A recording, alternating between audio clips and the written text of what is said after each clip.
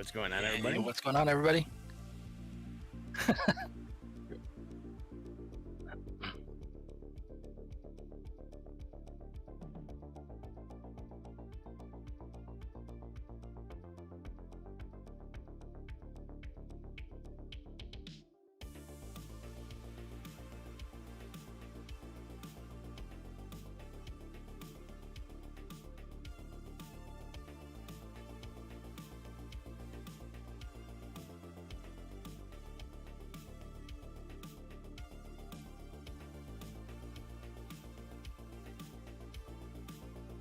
Oh, actually, we were breaking down week 2, remember? We're in week 3. It's okay. It's okay. I can break it down as soon as we get it. Yeah.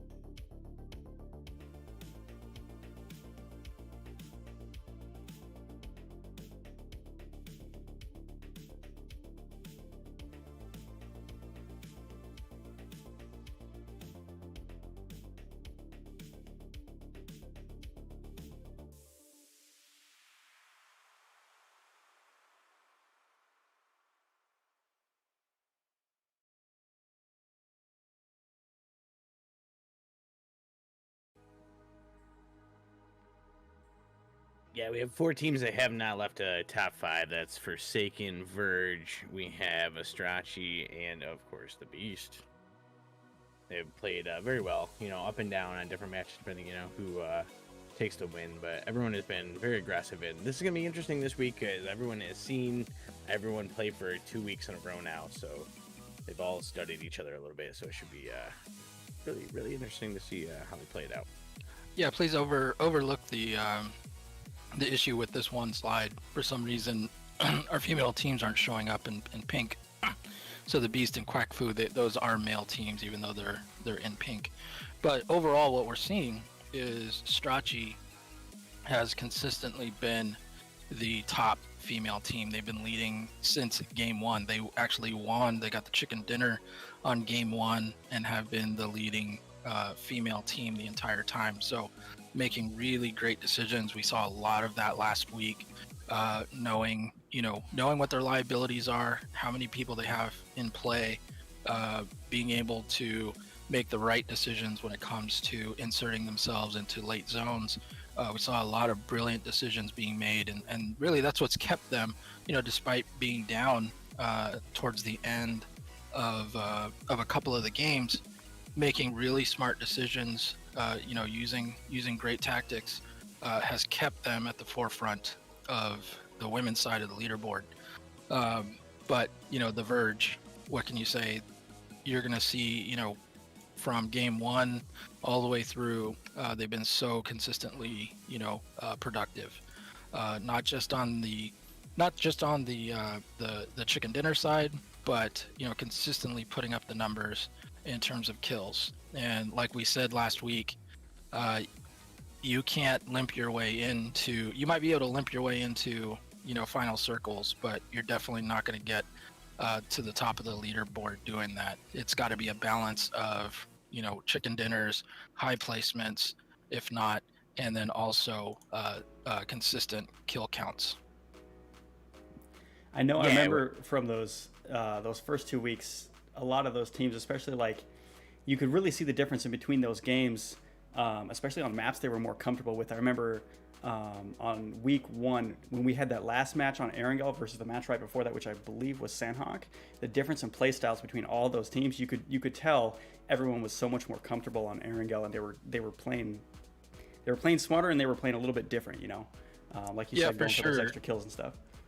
Definitely. I mean, you look at the map pattern that we're using, it's going to be the same as last week. We're going to start out on our biggest map on Miramar. We're going to then go into Vikendi, and then Sandhawk and Erangel. And like we said, Vikendi is a wildcard map, simply because you don't have access to it for practice in classics, and not every scrim that you go to plays Vikendi. So it's kind of hit or miss on practice time.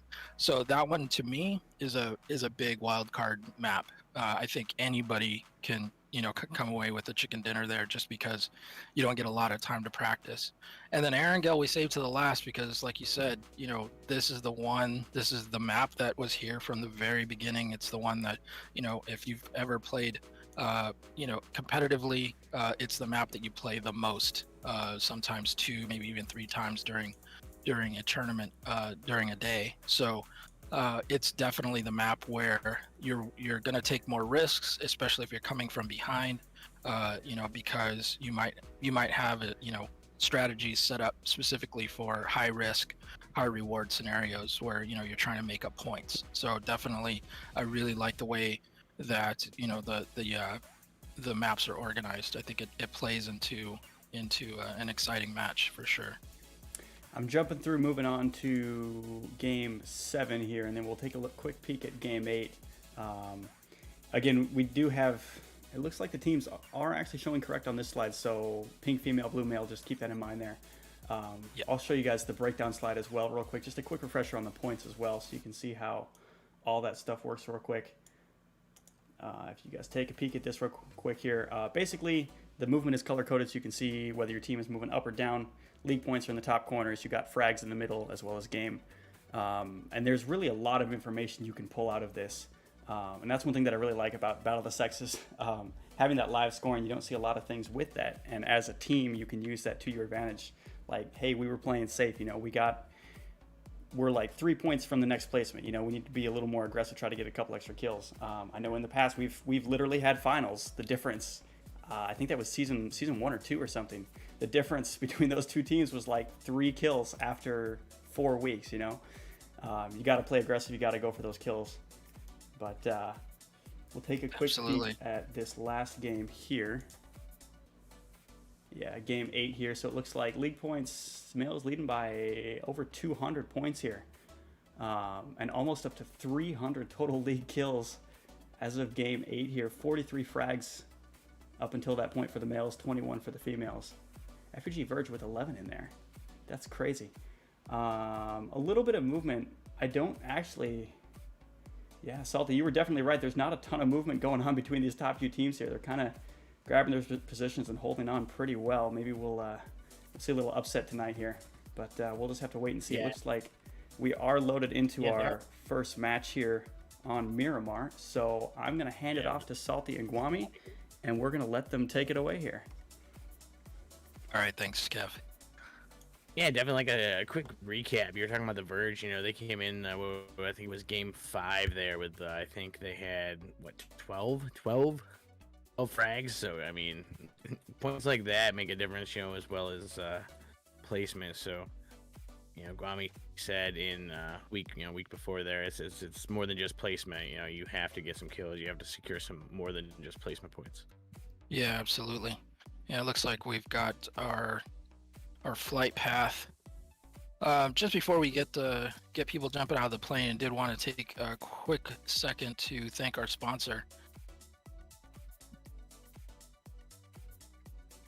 Sorry, it looks like I'm having a little bit of an issue here. Yep, you're fine. We have a northeast to southwest flight path here. You can see it's kind of out towards camp and down towards Villa de Mar. We got a few teams out heading on out there. But yeah, definitely shout out to MGC Gaming if you guys want to check out some amazing claw socks. I actually picked up a pair myself last week. They shipped in really nice packaging, and they work really well. A few teams out here. Towards the top there, we have 2 teams that are right on top of each other. Team, let's see here. Team 5 and Team 17 here. We got Team Darkness Nightmare right on top of Team Strachey. So this is a team to watch out for. Honestly, they're gonna loot as quick as they can, and they're gonna try to surround you and try to take out this town here and just decimate anybody in the area and get those points quick in out here. A lot of people down towards Chumacera, kind of split there, but A lot of teams. I think we got 4 or 5 teams down in that area there. It's like team 10 here. Max Lit is well, it looks like they're splitting up a little bit there. I mean, that's what they do, right? They play it out.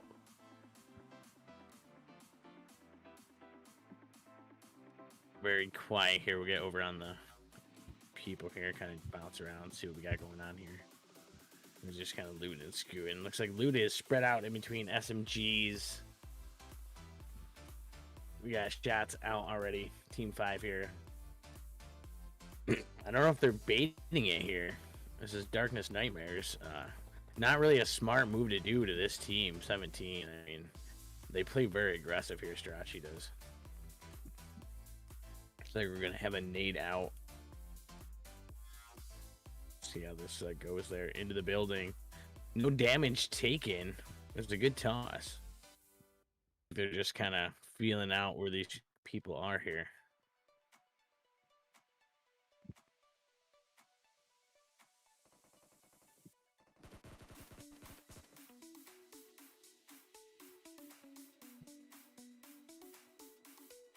All right. All right, I think I'm good now. Yeah, so it looks like so we're following Team Strachey, and it looks like they're a little bit spread. You know, these are veterans here. Jaylene, Classic, Jenna, Birdie, you've seen them before, and it looks like they're going 3-1 right now against a 4-man. One of the things that you'll see really commonly with teams with this kind of pedigree is you're not going to see them push alone. Top tier teams, it's not something that they do. They don't play the hero. They play the risk.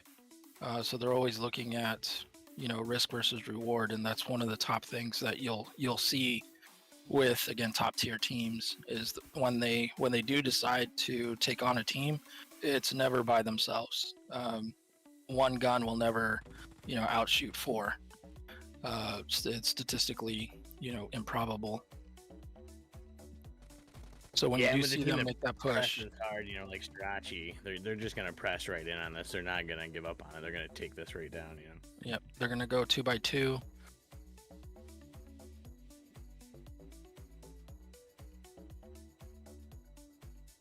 See if I can adjust a few things here so Kev gets a little bit clearer picture here.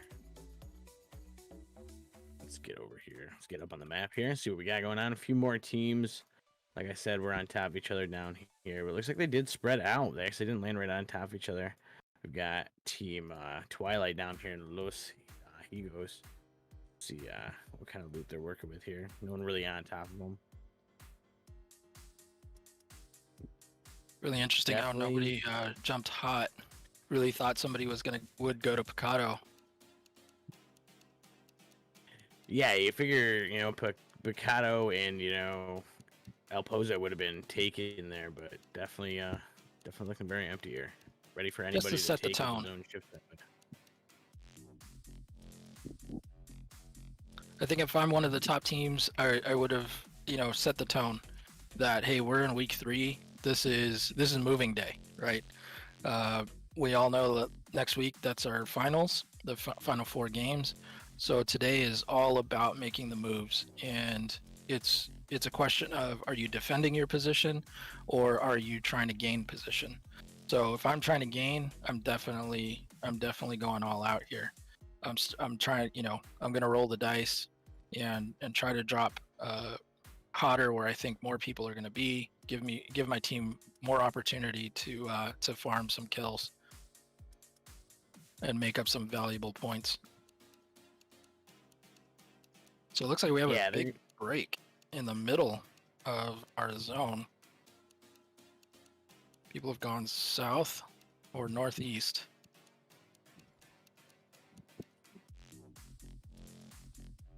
Yeah, I have taken there. We got a member knocked over there on team 14 here. This is team 1 prayer. This is the male team.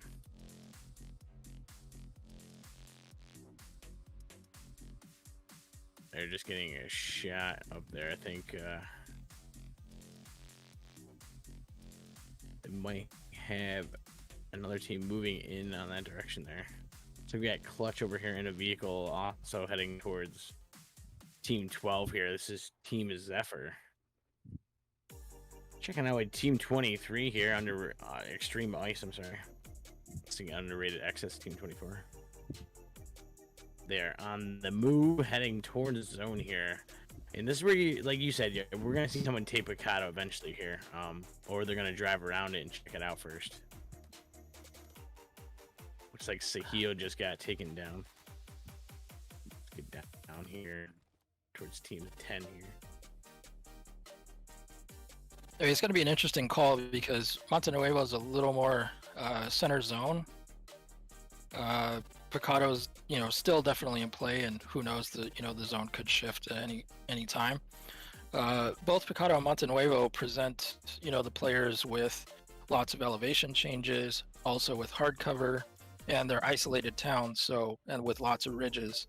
So either way, I think zone's most likely going to drop on either one of those towns. And the real question is, do teams rotate in and get hard cover early and potentially run into other teams, or are they gonna ride the blue zone and ride the wave in and potentially go to higher ground?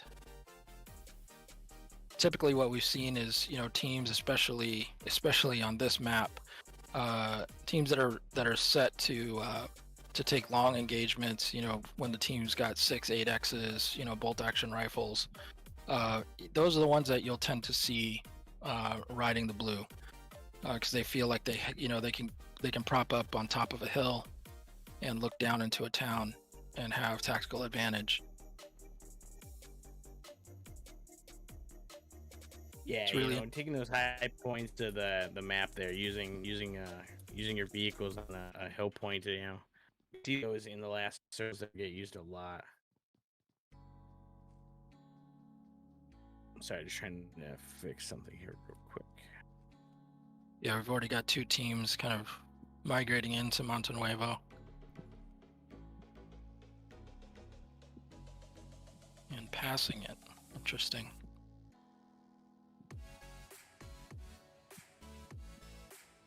Yeah, we got two teams that are kind of on their way to Vicano, but I think they're gonna check out the outskirts here. That's Team 16 here, which is Quack Fu.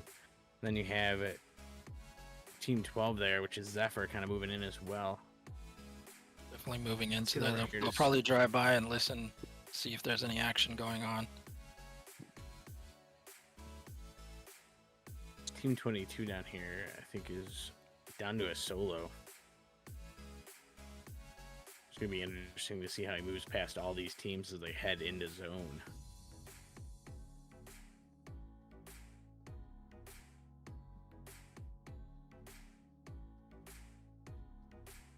Looks like we do have a team. No one's in Picado yet, so it's very interesting. No one really in El Pozo. They're kind of moving around it there. Looks like Team Hitman sitting kind of pretty down there. Just looting up that hillside, taking everything down. They got Team 23 right on top of them. That's Extreme Ice rotating in.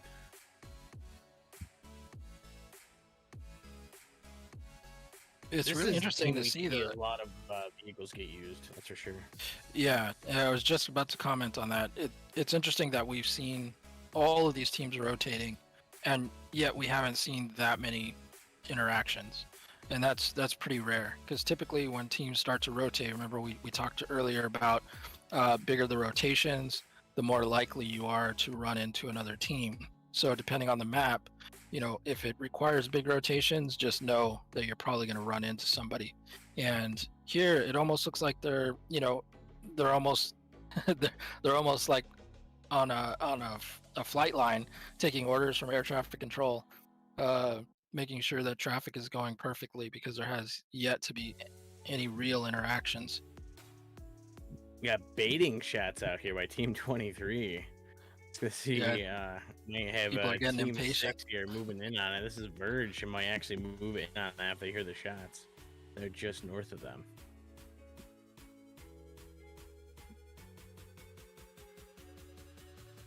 think they did hear the shots because he was just looking in that direction, waiting for his team to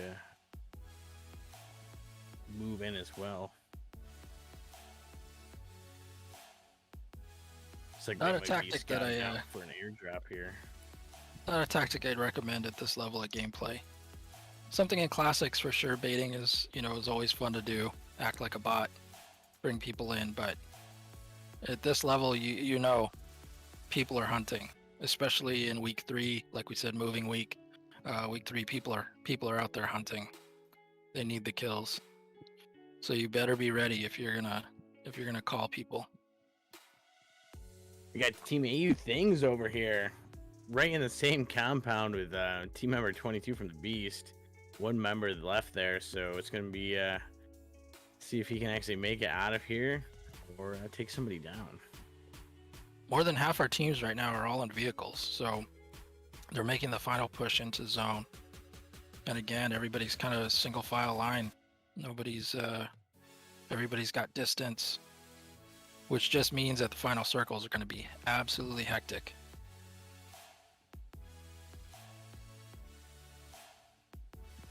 Yeah, we can see team in 23. Oh, we got a member down over there on Team Zephyr. If I can't get on that one there. Oh, member taken down and finished right there. We got Zephyr Lights over there. They're fighting Team 23 Extreme Ice, if I'm not mistaken here.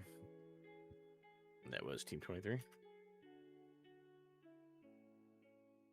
He's gonna stay low here. Doesn't want to give away position, being the only team member left.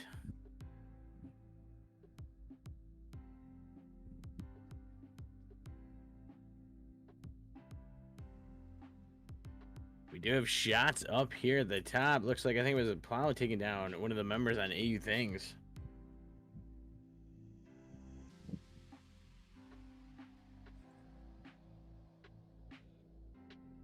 Hearing footsteps here. We got a molly out on the back side of the building here. Oh, surrounded. They know he's there. Looks like they might push right in there. Let's get back to the main view. Pushing out. One knock by plow. Diplo there. Oh, 2 knocked by Diplo and finished out there. And I think he finished AU Things out right there by himself. Those are points right there put up for his team. They kind of surround it. We got team 17 though right above them. That is Team Strachey. I don't know if they heard that. We got over the little bus they're cruising around in here. All right, Nelda's, I think, kind of just chilling. I don't think they heard the shots. I don't think they're really interested, so they're just going to keep traveling into zone here.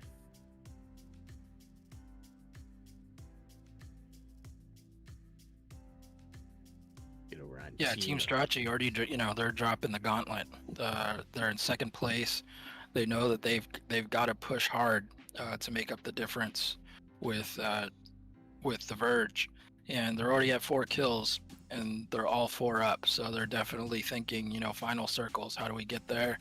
How do we safely get there? How do we start farming? What positions do we need to be in to take advantage of being at full strength?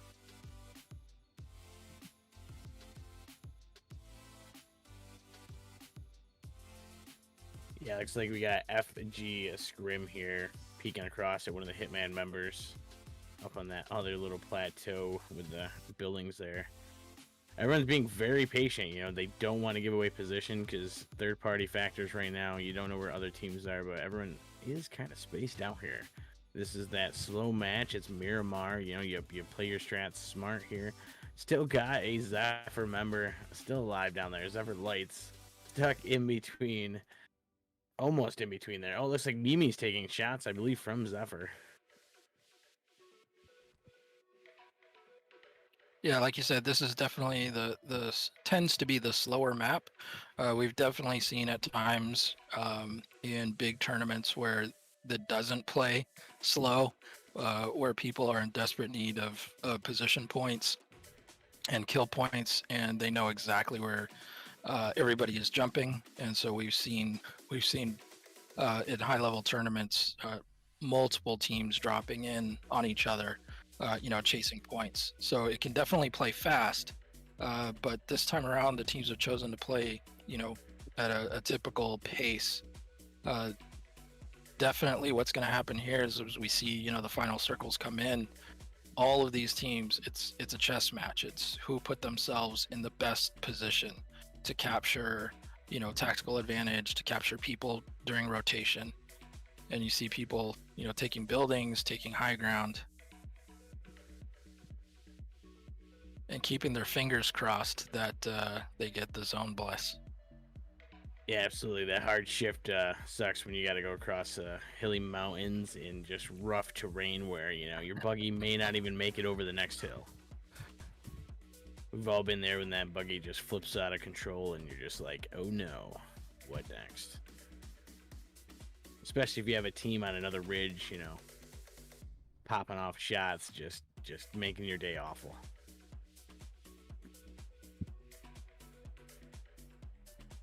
Still got one member up to the north there. Still one team down to the south there. That's Max over here. We're looking at Leon C here as he moves his way in. And that's what I said, these hills here, their vehicle, it's so rough, especially if you got this bus. Just trying to make it over these little hills here. Sometimes it's a struggle. Yeah, they realize that, especially now, look at this, how tight the zone is. There's still 39 people up. That's what they can see. We know that there's still 12 teams up, so there can be shots from any given direction at this point. And what's really interesting is you look at the teams and how they're distributed on the map.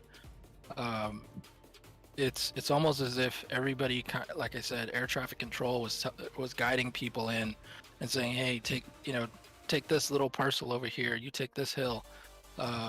They've done a really good job on basically isolating themselves. And so what's going to happen is the zone is going to dictate the engagement. And this is where, the chess match becomes a lottery ticket.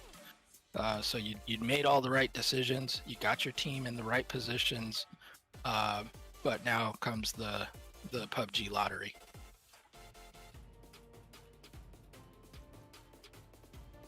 Yeah, it looks like we got Diplo here, team member 22. Team 22 here. This is the Beast. Last member getting shot at here. Will he make it out with this bus alive? Oh, he will not. Getting taken down there. That's a team that, they're very aggressive there. They take their shots and they go for it. This is Team Verge taking them out. Yeah, and that's it. I mean, picking the right spots, looking at the major places where, they expect rotations to occur, because you see, people are going to be stuck in buses because that's all they can find. And despite the fact that it has, the highest tolerance for damage, it can't move very fast. And so, as you can see, as you saw, it's not that difficult to take out a bus that's barely moving. So here's zone.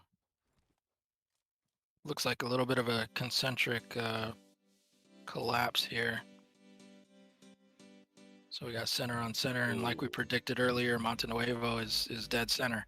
So this is going to be really interesting because you're going to have teams pushing into hard cover. You've got teams taking high ground, and really this is where that lottery occurs, is who's going to be lucky and not have to rotate, because coming down off a hill while there's people in hard cover is almost a death sentence. Yeah, right now we got Twilight fighting Max Lit here. They got one member knocked there, but they did get the res. Most likely Max Lit's gonna press in hard because they got the zone right behind them. This hill strata running up the hill there, I don't know about that. You might end up with some knocked members as you try to get up there. That's the rough. They didn't smoke it out or anything as they tried to push the top of the ridge, and that's the problem. You can play it both ways, but they get you knocked there. They do have a vehicle, but it's only a two-seater, so one person is definitely gonna have to hoof it on foot and make it out of there. Extreme Ice taking shots on Team Strachey. Jaylene was just picked up. You gotta like Hitman's position right now. They've got elevated ground. Assuming they can get the next zone, they're gonna have eyeballs on everybody, regardless if you're in hard cover or not. It's gonna be tough, peeking uphill and getting clean shots off on people. Oh, dude, we got I think 2 or 3 knocked members on the verge here. one knock member. I'm sorry, the way it looked on the map, it looked like 3 of them there. I was like, oof. Coming through there, it looks like they were pushing in hard there on team 16, which is Quack Fu. When you get the bubbles real close there, it's hard to see who's knocked there. It looks like Justin might push in hard there. Might try to get over there and get it. We got a smoke grenade out, and he is going to finish by there. They got DN1 right behind him, though, so this is either going to be an easy chance for DN1 to pick up some points, or they're going to have to fight it out against 2 teams.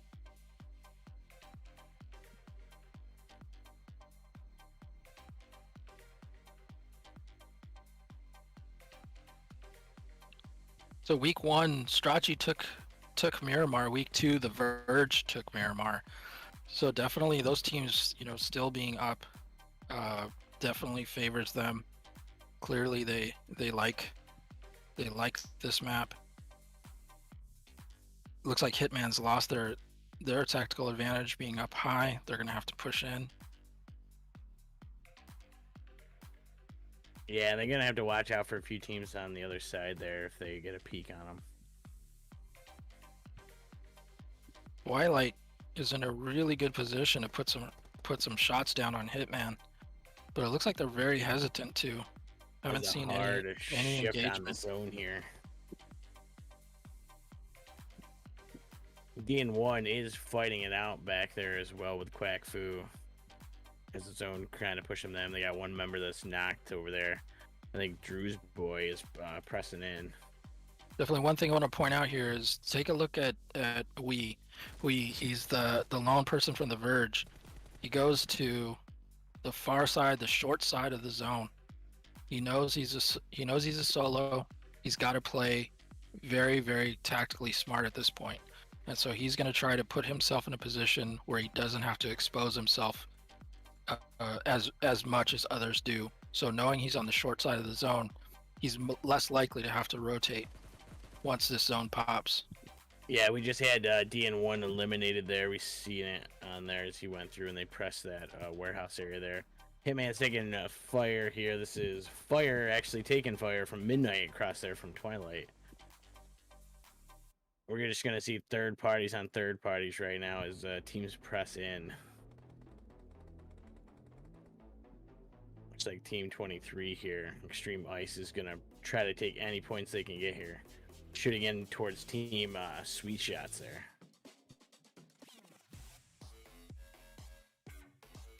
So both Quack Fu and Twilight have really good opportunities as they push in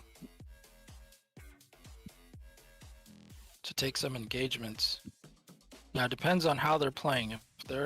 If they were hanging out because they're trying to slow play and try to make it into the final zones, then they're likely to just kind of sneak in, find hard cover wherever they can. Ooh, and the zone makes a big shift. We got grenades out, a few people knocked from them. Looks like Justin getting taken out there by a vehicle explosion after he get taken out by a grenade. I believe that was Team Forsaken there that threw that first grenade. So this zone shift plays into Team Strachey's hands. They're on the slow side of zone. Unfortunately, Hui from the Verge is now on the opposite side of zone, which was obviously not what he was hoping to do. So you're going to see him very, very slowly make his way in.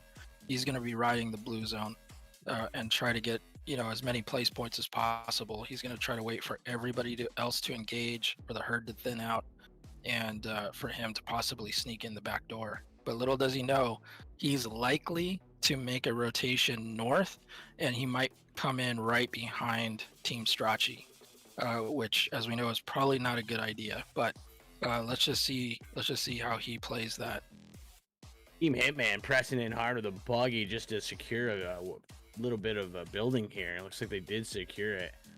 They got a few other teammates on them, like one of the Zephyr members. Let's get over here to Team 4. I think they're sending out shots here. No, Team 6 is sending in with a buggy that is just beat up here. Shots everywhere. Thuggy taking down Scrams. We got Hugh just taking down Angie there. I'm not sure that was the right call. I know they're a very aggressive team, but when you're playing solo squads, especially at this level, you're not playing for kills. You're playing for placement.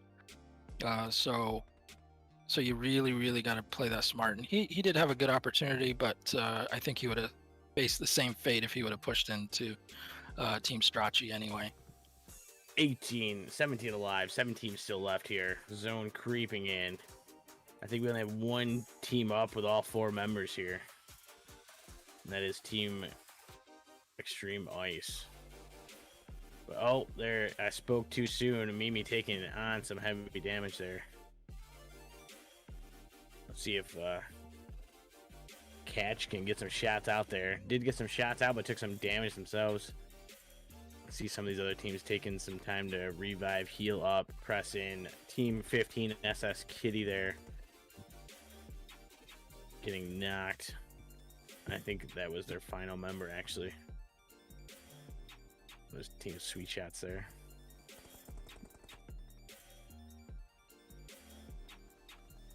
Oh, excuse my missed call. Verge Wee is still up. For some reason I thought he disappeared. So again, then as I say that, he gets taken out. I'm sorry, Steam. I also misspoke before. We still have Team Strachey that is still up with 4 members. Yeah, for sure. So our week 2 winner of this map has been eliminated, but Team Strachey, having won this map week 1, is still in, pushing into center zone. Running right past each other in the smoke here.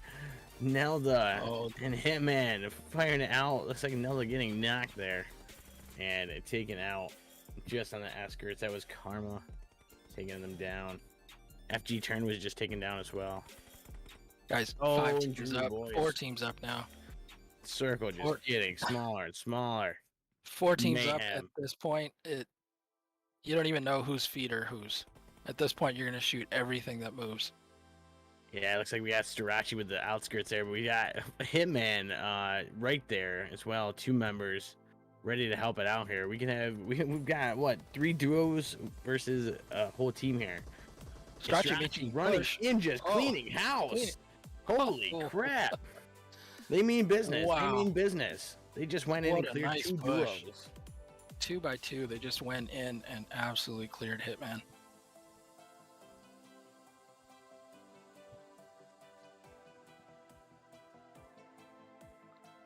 So here we go. Forsaken as a duo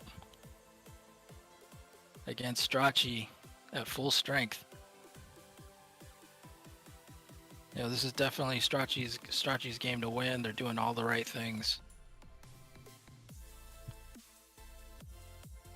Forsaken has to hope to land a grenade, tilt the balance in their favor, but right now with 4 up, they're just using that top there. Now they know they're gonna have to throw some in the smoke there because the zone's gonna push away from this little bit of top side here. They've got to get at least 1 person down. They threw Molly down, so you know you jump. They got it. Oh, Molly up, and there's a grenade to finish it. Frag points as well as finish kills there. Well done, well done. I mean, this is classic gameplay for them. We've seen it happen now. This is the 2nd time they've won Miramar. They just know how to get it done. They make such great decisions. And not only that, but I mean, look at that 2 by 2 push. I mean, just wiped Hitman. What can you say? I mean, they're really good. They're really good. Yeah, Team Strachey, they always press in hard, and you see it's that moment where they literally split their team to go after 2 different duos in that building there, and they came out, and they pressed it, and they took over that building. And that's, the thing is, for people watching, when you're on the edge of zone, like you'll hear this, many people will say this, there's nothing more dangerous than a team coming out of the blue. They have nothing to lose, right? So they're going in guns blazing, and that's exactly what you saw. They went into a situation where both teams were sharing the same hardcover compound. right? The same building they were sharing. They didn't even bother turning against each other. They just knew that that team coming out of the blue was going to be more dangerous. And look at exactly what happened. You know, the four of them came in, went 2 by 2, and absolutely cleared them. And so, you know, they're an absolutely dangerous team, regardless of, you know, what position they're in. They just know how to get it done. Yeah, they're definitely showing that, you know, they're dominating it here. They haven't left top 5. They mean business every week they play. It doesn't matter what map they play. They're playing the same. Not that maybe not be the same strats, but they're playing the same, you know, aggressive style when they need to be. Yeah, what you'll see, like I said at the very beginning, what you'll see is when they push together, and that's something that, you know, coaches. If you're talking to your teams and you're coaching teams, if you're not teaching that most fundamental of PUBG Mobile, you know, competitive play, you need to go back to your, you know, to the basics. Pushing together is everything. 4 guns are always better than 1. There's no way that, you know, 4 guns or 1 person can outgun 4 people, unless, you know, you're using hard cover, you're constantly Unless moving. you got that DBS. Unless you're unless you're, you know, you're isolating a target, you know, 1 by 1. But when a force of 4 comes at you, all guns blazing, there's really not that much you can do. And that's what we saw at the end of this match is, you know, those 4 women just pushing in and pulling the trigger and dropped them all. So absolutely, you know, absolutely a best case. Like if you're coaching a team, watch this team play because they make really, really solid decisions. You know, our second week winner, the Verge, coming in 6th with 4 kills. You know, still keeping they didn't go 0-0. They, you know, they still got their 4 kills, so they're still going to maintain their lead. But that lead's, you know, definitely shrunk with this first game. With we got 13 kills plus the 20, so they made a 33, you know, a 33 point jump there. So definitely, you know, they've got their sights on first, and this was definitely a good step in that direction. Yeah, I'm interested to see how many frags actually got off on that one, and like the points matter there, especially on that last one there. You know, they not only secured the win, they got some frag points plus the kills. You know, it's all those added together that makes a huge difference.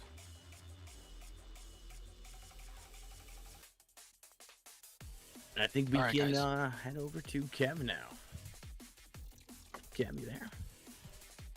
I am here. That was a very interesting match. Those zone rotations near the end. I already forgot his name. That one player that was trying to hold that edge and try to come in from the side there. That's exactly what I would have done in that situation. It was a smart play. Obviously, only being the solo, being the last player alive, trying to get those extra placement points and stuff. And we was able to pull it off quite well. Able to make it up to the building and hold that compound for a little while, but not quite able to get back up there. One of my other favorite moments, it was Diplo, Team 22, the Beast, when he was at that shack, and the other team knew he was there, and he was able to take out both of them after they had already mollied and fragged him. I thought that was pretty cool. But he held position, you know, and just, you know, sometimes you have to be patient and just wait it out, and it worked out in his favor. Absolutely, you know, that's points in the bag right there. It was a good corner play there, I thought. But while we are waiting for scores, we do want to take a little bit of time to shout out our sponsor, MGC. They were kind enough to sponsor us, and I know for a fact me and Salty are repping their products. Yeah, you can see Salty's got his claw socks there. I got a new pack of the carbon claw socks as well. I can strongly recommend these. I have these and the normal ones. They're both so much better, but I actually like the feel on my fingers of the carbon claw socks more. It's a nicer fit, and I sometimes would have a little bit of irritation with the seams on the normal claw socks, and I don't have that at all with the carbons. I got them on right here, and I'm rocking the Nomads. Yeah, I noticed you could just adjust them, and they were good. They were good for me. Yeah, they work very well. I got the Nomads. I'm actually running productions off of that tonight, and I got the Ping Pro. If you guys struggle with connections in game, if your ping is spiking, if you struggle with lag, anything like that, you got to get this thing. Okay, it takes an Ethernet connection to your device, right? my ping now, it says it's like 400. Apparently there's some issue with like the game, it can't sense Ethernet connections or something, but it literally takes your ping down to like 7. So like now I can't blame me losing gunfights on my lag. I have to blame it on my lack of skill, you know. But just for the record, I'm still gonna blame it on my ping. yeah. So gotta blame it on something, Yeah. man. But Yeah, I can. I mean, you know, you have those days you're just like, I'm not playing so well. Man, that ping. that's the ping. That's the ping. Always the ping. But yeah, I can. I've been using their products since long before this event, and I'm sure I'll be using them long after. I also want to mention, if you guys buy a product off of the MGC website, you will get a little card. Me and Salty, yeah, look at us both having one here. You'll get a little card like this, and on the back of these cards is a code. And what you can do is you can join the MGC Discord. I'll put a link in chat in 1 second. And you can actually redeem these codes to get MGC Elite status in the Discord. And what Elite status actually gives you is it gives you the ability to play in their custom tournaments. They have tournaments for PUBG, Call of Duty Mobile. I think they actually have a couple other games as well. But you can literally win cash. All right. I myself have won $200 to $300 from it. That's actually what I used to buy these nomads. And it's for the community. And we got a couple codes. Me and Salty I'll be putting these in chat for you guys. So make sure to keep an eye out for that and go redeem it if you have it. Win some free money playing mobile games. Everyone talks about wanting to get paid to play video games. You know, this is your chance. I've been playing them in a lot. I know Powerbang does the frag for the bag every Friday, I believe it is. I haven't played in those in a while, but every Friday. It's a lot of fun, and they have some. They're doing a lot of good stuff for the community. But we're gonna take a quick look. We actually have a promo for the Claw Socks. We're gonna play real quick. Take a look at this, and we will be right back.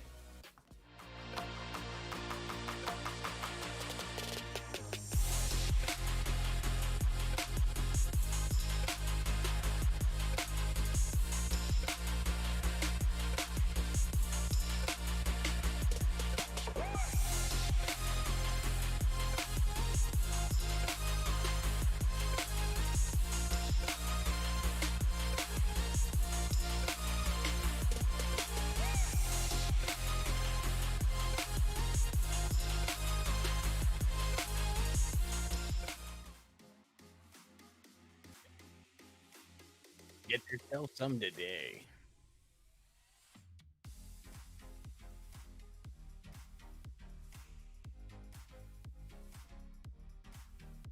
Yeah, I seen that where you get the classic brand plus the brand new carbon.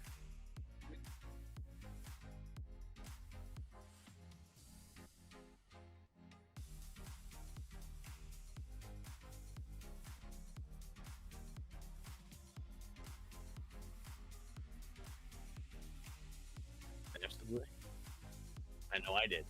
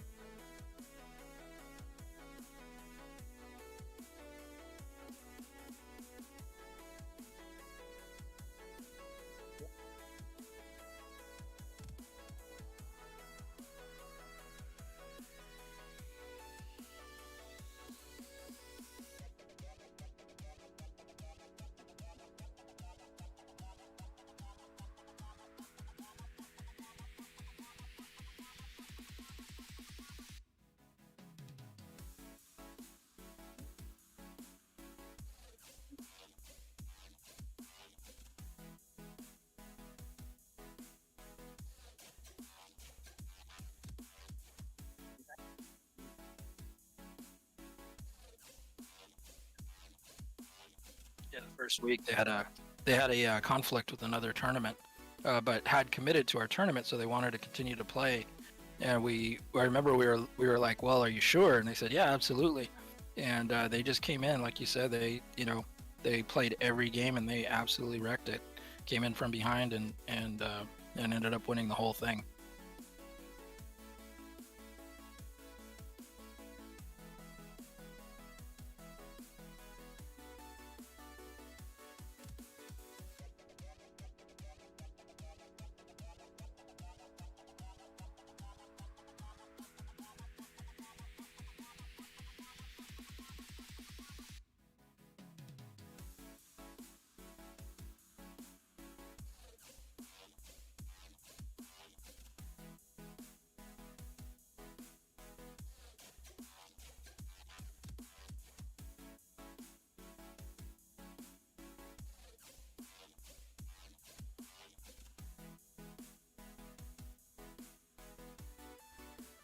Second place, we got $60 cash. Third place, we got $40 cash, and you can see there's some other MGC gear in there as well. Total value, I believe we're over $1,000 for season 4 here. So again, huge shout out to MGC for sponsoring this event with us. We couldn't have been doing it without them, and I mean, literally couldn't be doing it without them because I'm using all their gear for the production stuff here. But yeah, huge shout out to them for that. And we're going to jump back to the scoring slide here so you guys can take a quick peek at that while we get ready for our next match. And I believe we're heading over to Vikendi. And yeah, absolutely. We should one thing I do want to drop in there, Kev, just before we get into game. So the Verge still holding on to the first place. Strachey still in second, but look at the gap. Okay, as of the first game, there was a 45-point gap. As of now, there's only a 24-point gap. So that's what a chicken dinner and high kill counts gets you, right? And, we're talking a lot about how the top 5 teams haven't seemed to move positions very much. They're the top fragging teams, right?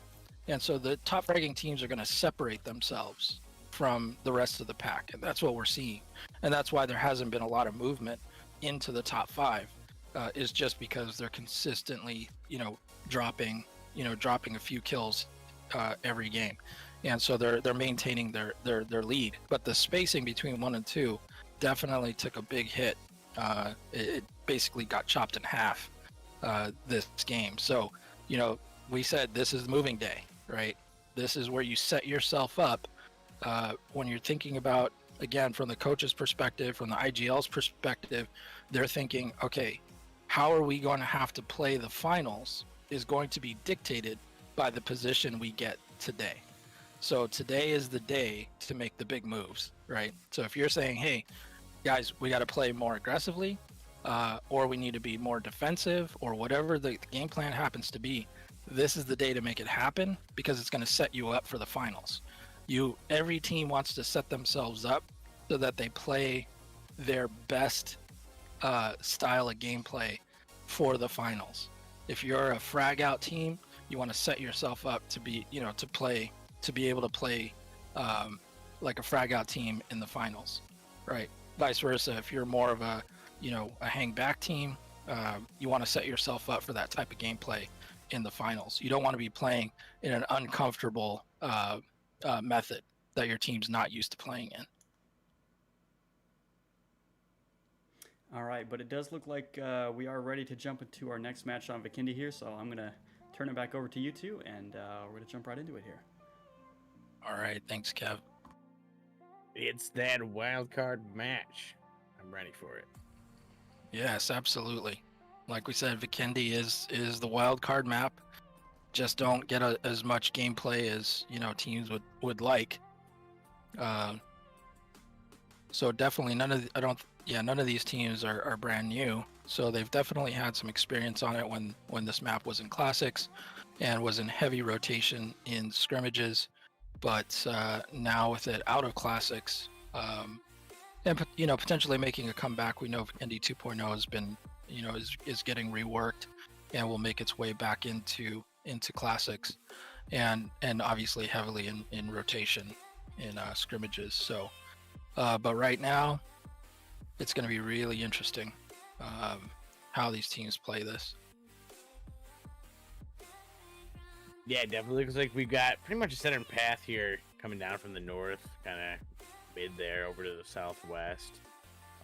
You can make it anywhere on this map. It's such a small map. I really want to see people drop Villa Castle, but I don't know if we'll see teams there. But it looks like we might have some off to that side, but they might avoid it altogether. That's what we tend to see here. These hot drops just kind of avoided. You know, you keep saying castle, and I keep scratching my head because I never see anybody drop castle. No, they don't. They really don't. They kind of avoid it there. But it looks like team Extreme Ice here taking Villa after all. And that's the first time we've seen that. Last week, I don't believe we saw anybody drop Villa. We had that conversation about hot dropping, and people were, they were kind of getting used to people's rotations, their drop preferences, and here we see a team taking a chance, right? And definitely, they're in that position. They're one of those teams in that position where they need kills, and so they were taking a chance on dropping in Villa and seeing what they can farm there. But looks like nobody else was really willing to roll the dice. Yeah, looks like we got Team Zephyr here fighting out AU Things. One of the members was taken down on AU Things, I believe. I think we missed it there. They dropped probably no weapon. Looks like we got some UMP action going on here. Just waiting, being patient here. It's the other team member there, Zephyr Bot, pushing in, slowly trying to get around on that side there. Zephyr is one of those teams absolutely needs the kills. They're unfortunately towards the bottom of the bottom half. There you go. They ended up just finishing it out right there. Taking those points, into advance here. Looks like, they are the same team. For a second, there are two different teams. Their colors sometimes do it. Everyone is kind of split there. Everyone just taking their compounds and being patient here. Looks like we got one prayer male team split looting up to the north there.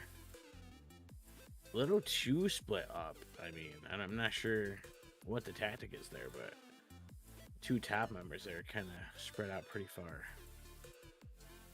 Well, in typical fashion for Vikendi, we see a western zone that's 40% water. So we know that that's going to tighten up the map really quickly. Yeah, they're going to have to take all those compounds, and Dobro is probably going to be pressed with at least 4 teams, trying to get there right away. Might have a few teams like Zephyr and AU Things maybe gatekeep a little bit as people try to press past them. A few teams down here towards Garoka as well. This team of Sweet Shots just kind of sitting there. Someone was just taken out by a vehicle here.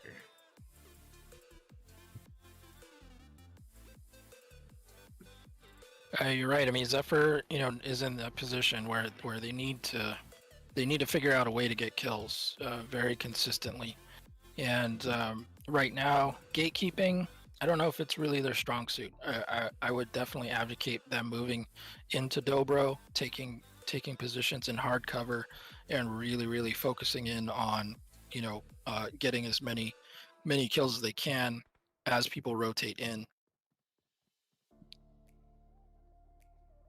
It looks like we got Twilight Leah here rotating around the rocks, trying to get vantage point on Team Axley here down in the compound.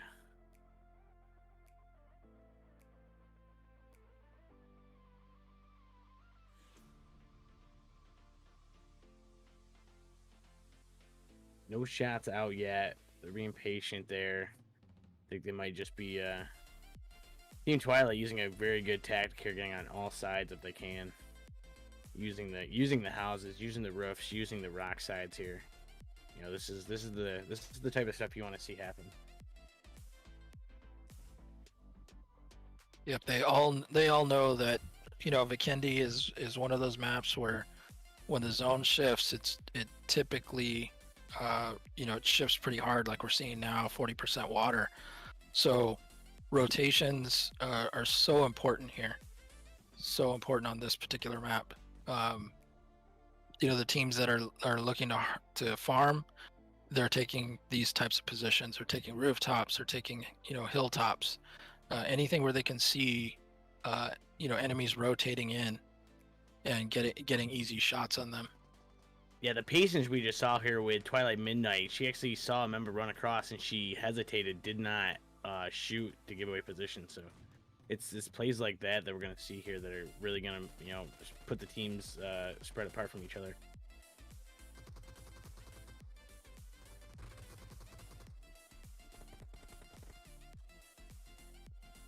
It's like Leah getting knocked and finished at the top of the rooftop there.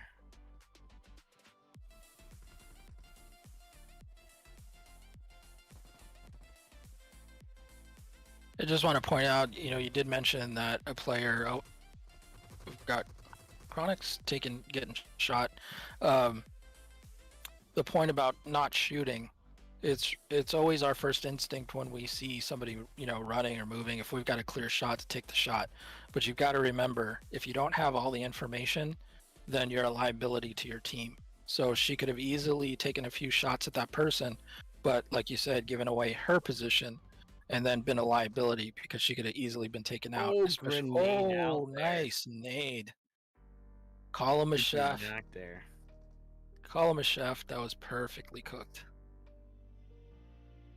Molto bene. We got smokes out there. Remember, pressing on top of the roof here. Looks like Leon C is going to press in and finish out Team Twilight right there on the rooftop. There you have it. They take that compound in. Like you said, zone is in the water, so we're going to see a lot of teams either rotate in or they're either going to take their sweet time, but some of them are going to get stuck in this zone, and we see it a lot.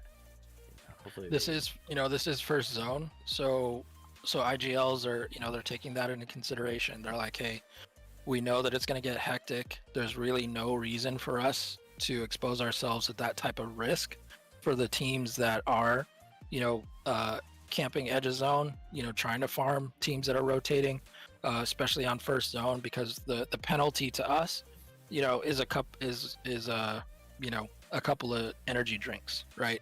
So there's really no penalty to stay out in the blue this first round. It's not until things really start to hurt where you start to see people make, desperate rotations in. So this first round, I don't expect anybody to make, bad decisions like that. Go racing for the edge of zone just because the first zone blue is about to hit them.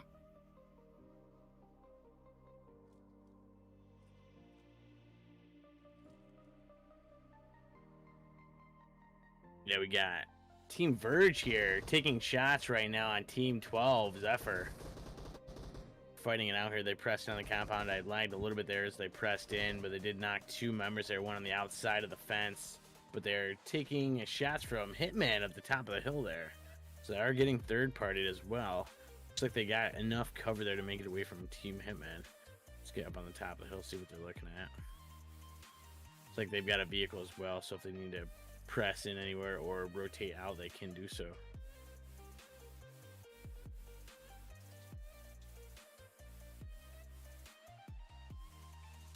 Looks like we got Mao here just healing it up.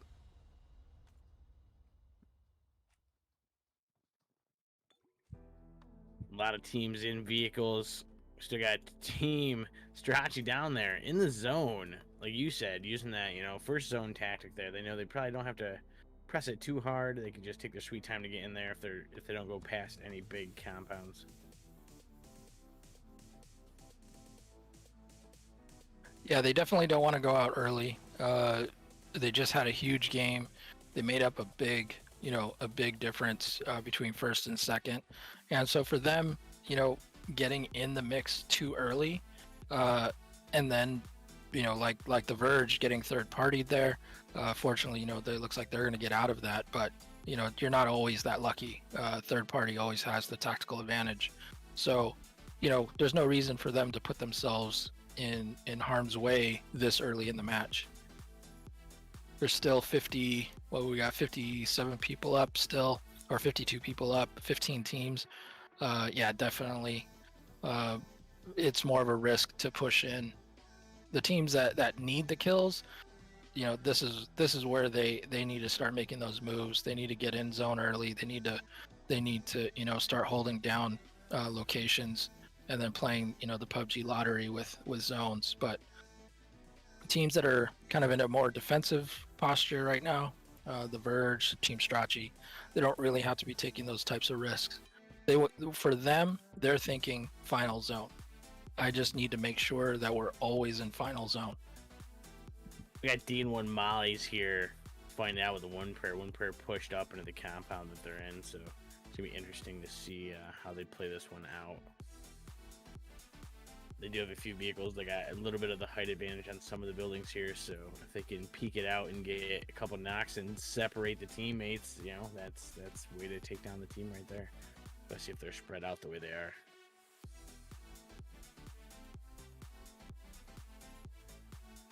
And this zone shift could go towards the beach there. Oh, looks like Thuggy is taken down there. We do have shots out here finally. It's like Sassy got taken down. Let's get over, see what they're doing here. Taking more shots. Looks like Z-Boy was knocked there. Let's go over to one Jason up on the top of the roof there. Let's see if they get the revive. Looks like they are going to go for the revive. They're going to get it there. Round on the hill, taking down, got the 2 knock there, but taking more damage.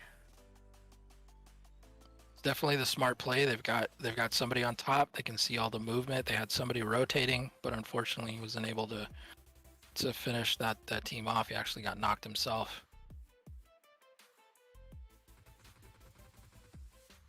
Got a Molly out here into the smoke. This might actually knock a few members there if it's close enough. Gonna finish one out there. That is barging and taken down.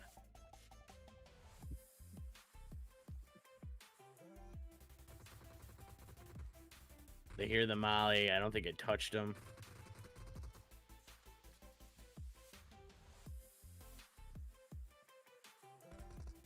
Oh, it's right there. It's right there. That bounce and throw. More smokes out. Looks like Sassy's right there in the doorway, pressing in hard. Knocked herself, but they didn't knock the other member to take them down. There might be a sacrifice for the team there. It does happen.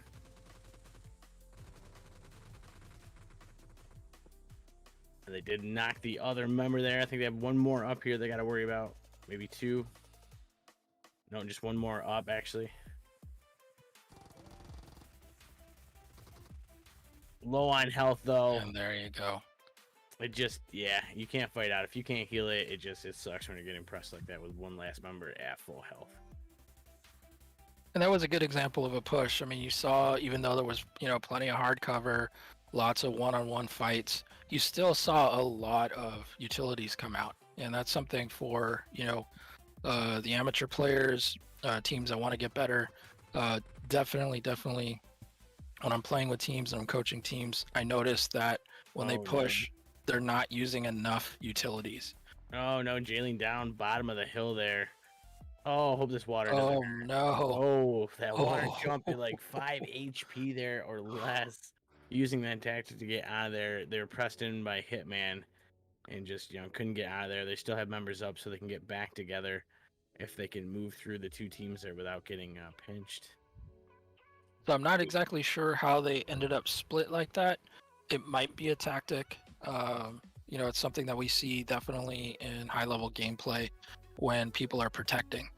We saw that last week in Sandhawk. We saw a team, I think it was Hitman, that dropped somebody in the water and left them in the water for the entire match and ended up being in, the top 5. So it's definitely a good tactic. Use it sparingly, though, my advice, simply because you drop in the water and obviously you can't shoot. You're a sitting duck. But if nobody knows you're out there, then, that definitely helps. Yeah, so I think what happened is they decided to split it, and they didn't realize Team Hitman was right there. And when they did, the one member got knocked, so I believe with Janelle. Janelle had to press towards the beach and just take that dive. Oh, Jaylene. Okay. Or Jaylene, I'm sorry. There we go. Looks like we're getting baiting shots out here. This is just shooting into the smoke there just randomly, but wasting ammo, but also giving away position every time they fire. One thing I haven't seen yet used by these teams is scouting. It's definitely something that, we use as a coaching device. We tell people, look, put somebody out, put the feeler out, right? Let them go ahead of you. That way, you're less likely to run into, a third person or a third party scenario where, you're going to be on the receiving end. So if you lose one person, it's unfortunate, but you're only losing one person. You're not losing an entire team. So, Jaylene's in a position right now where she can be the scout. She's definitely, towards the center of the zone where a lot of the teams are going to be. So she can be calling out, scouting out. She just has to stay, stay hidden for a while. But I'm not seeing a lot of the teams use that movement. I think we got Which is two knocked unfortunate. members now on Team Strachey, and one just didn't make it across the road there. Jenna is knocked as well. Yeah, Birdie's Looks like down. It is Jaylene is going to be the last one up there. Let's see if anybody else is there. Jenna just finished out. Yeah, T-Birdie is just crawling away, just kind of stuck between, well, pretty much three teams, so that whole area there. We got Zephyr Lights just chilling in the center here. Up towards the road, in between a few teams there. They got the Beast right there.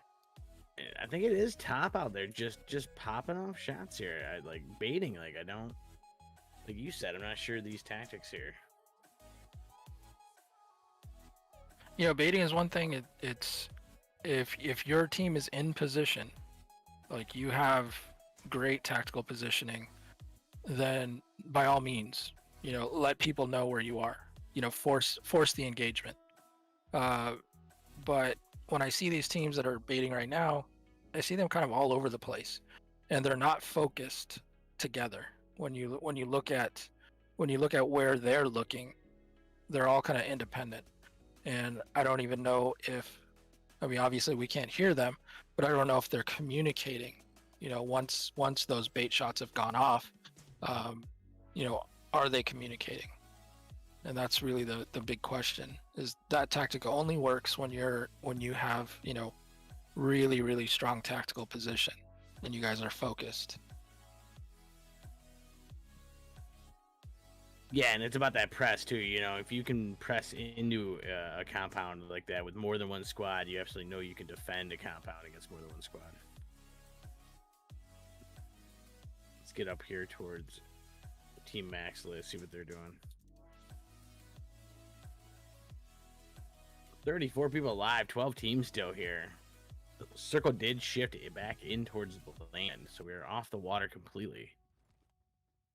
Yeah, and everybody's inside a zone, so we're not going to see those. We'll see people edge camping because they're hoping that they're going to see some people rotate in, but everybody's already in, so that tactic isn't really going to yield too much. Now, the people that are going to benefit from this are the ones that are holding down center zone. Looks like Team 14 is getting shot at by Team 16 there. Again, that's Quack Fu here fighting it out against One Prayer male team. But they've also got D1 Mollies right there. Also trying to get those third-party points in.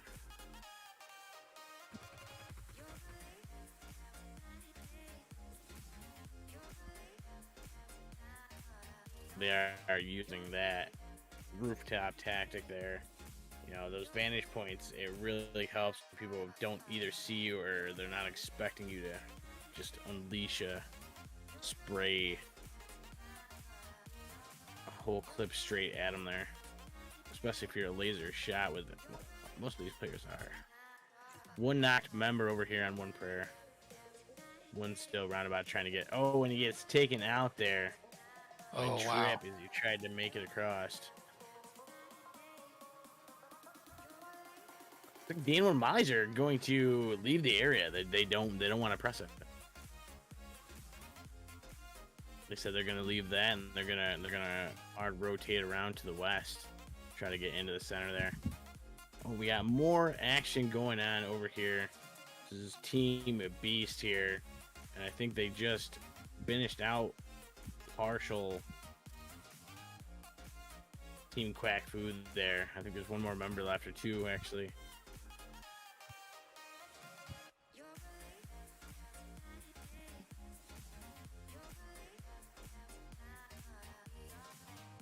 Yeah, Quack Fu is starting to make the push into the compound. And again, you see the smokes come out, the nades go out. Control the chaos. If you're creating the chaos, you're in control of the chaos.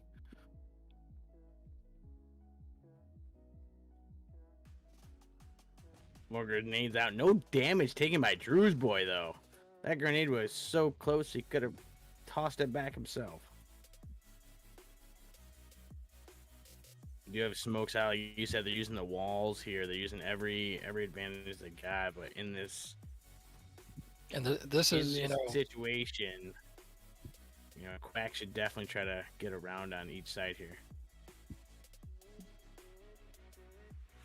for those watching, take notes. This is a classic playbook push. They push the compound. They don't know exactly where people are. They're throwing nades. Utilities are going to do enough damage. They're going to soften the target so that when you do finally figure out where they are, it's only going to take a couple of bullets to drop them. Yeah, absolutely. So when you see people press in with one clip and you're wondering how do they take out 3 people, it's because exactly what you said. They soften it up. You got to soften the target. And by having your entire team throw nades, you're going to cover, because you can sometimes run away from a nade, right? When you hear the pin get pulled, or you hear it land in another room, but you can't run away that well when there's 4 nades coming in the window in 4 different windows.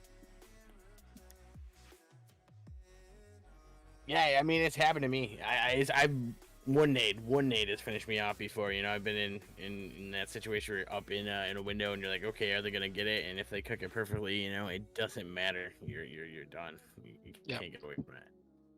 Ooh, hard shift to the west here. Oh, I'm sorry, to the east, southeast here. We got one of the members of Hitman down, knocked on the right near his vehicle there. Must have tried to get the rock compound, and he was taken out right there by Turner. As Team Forsaken pressing up, just taking some points out. So we do got a member here just snaking it up.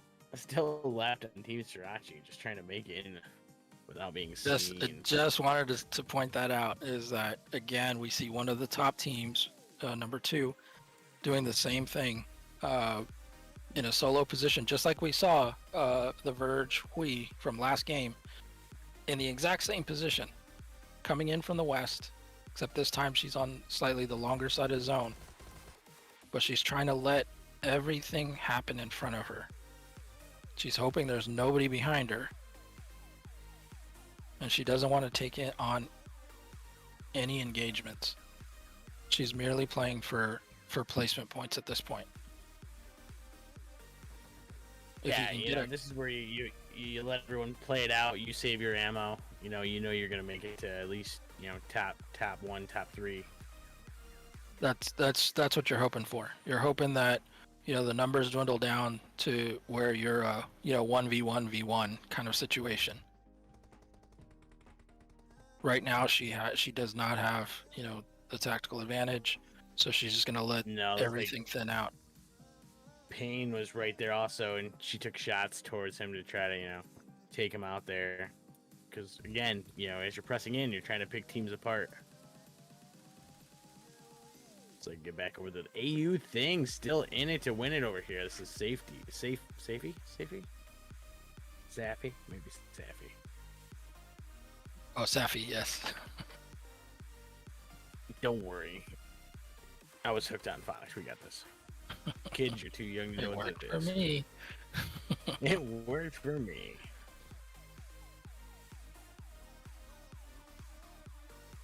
Yeah, everyone being very patient here. Oh, we've got a few Team knocks. 5 find it out here. They are Archangel's going pushing down. hard here. Yeah, this is Darkness Nightmare here. I'm sorry, this is D&1. What am I saying? Yeah, no, it is Darkness Nightmare. I was right. Okay. I don't know why I said D&1. Yeah, Darkness Nightmare. I mean, this is a huge game for them. They're currently tied for 17th place. Oh, knocked right there as they try to take that rock there, but they do have one member up. He can heal. They can kind of use the vehicle if they need to blow it up. 2 members knocked on FG there. This is Forsaken here. 2 members knocked on their team. It's you know, it's rough to see. Lots of vehicles to blow up if other teams want to work together here. More shots of hell over on the outskirts here though. Let's get over here and see UN Trappy fighting it out here. I think he's gonna try to gatekeep it as this member. Oh, and he did not get it. Oh, it's Safi there, taking him out. I'm gonna try to heal it up, get over this wall, try to take a little bit of zone here. More members knocked there. 2 down here at the tree. Zephyr still alive over there on the side. Payne sending out a smoke there, trying to get over to his teammates here, see if he can get the res. Safford popping off shots, getting these points in.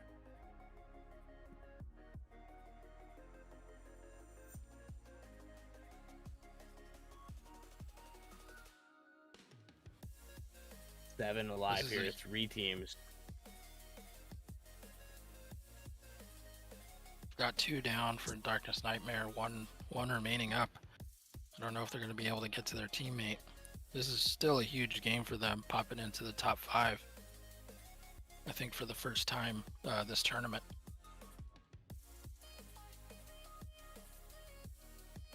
You see, they're taking damage there. 1 grenade to finish them all right there. Safi taking those points down, not only getting the frag points, but the kills right there. This is a 3v1 here. Let's get over. I'm gonna go over to team 3 here. We'll see if we get split this one. He's got to get the knocks. You got to separate the knocks. They have to knock one person at a time here. Ooh, and that was hard pressed. You know, he had to run toward it. He had this one right on his back, and he pressed it as hard as he could there. But he did get some clutch points at the end there, though. Yeah, absolutely. Looks like Forsaken coming away with this win. That's great for them. Right now they were sitting in 3rd place with about a 37-point deficit behind Team Strachey. So this is going to be huge for them. Strachey didn't give it to them though. They're still 7th place. They only got 1 kill this round, I believe. So that may hurt them. Yeah, just one down there, and no frags is going to hurt. They got separated in that. That's what really hurt them, and they had a few. I remember, Jaylene there that had to take the water tactic, and then they're split between their duo was actually split between 2 different teams as they pressed up in between. I believe that was Hitman, and I think it might have been the Verge there. I could be wrong. Yeah, it's gonna be interesting here to see how this all shakes out, because the Verge coming in 11th place with 7 kills. That's definitely going to tighten things up for sure. If Strachey had put some more points on the board, that could have helped close up that gap a little bit. But the fact that they only had 1 kill that round is definitely not gonna help their cause. That gap's probably gonna grow just a tiny bit. But Forsaken definitely going to close up that 27-point gap between Strachey and them in 3rd place. Yeah, absolutely. Like they're all playing very consistent. Just who's going to come out on top on these last matches here? Who's going to pull out those last little bit of points to creep ahead against the other teams? And this was that that match where not everyone plays Vikendi a lot, but they're forced to come up with a plan. Sure. I mean, this is the wild card map, and that's kind of what we saw here, right? We saw, teams that we're not used to seeing in the top five, in the top five. So Darkness Nightmare, like I said, breaking the top five, I believe, for the first time in this tournament.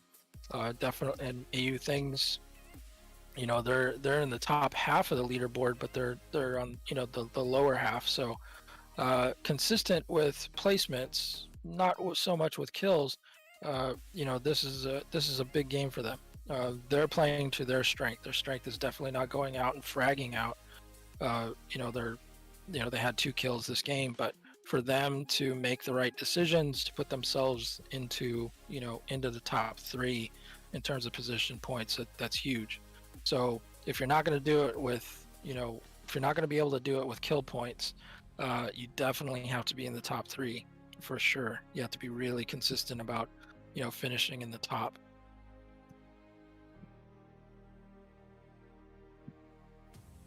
Yeah, like you said, in all of these people, their strats are great to try to get that placement, but as you go, you still have to press out and try to get some kills and some frags and try to play it out even for your team. We see Strachey there left with 1 player.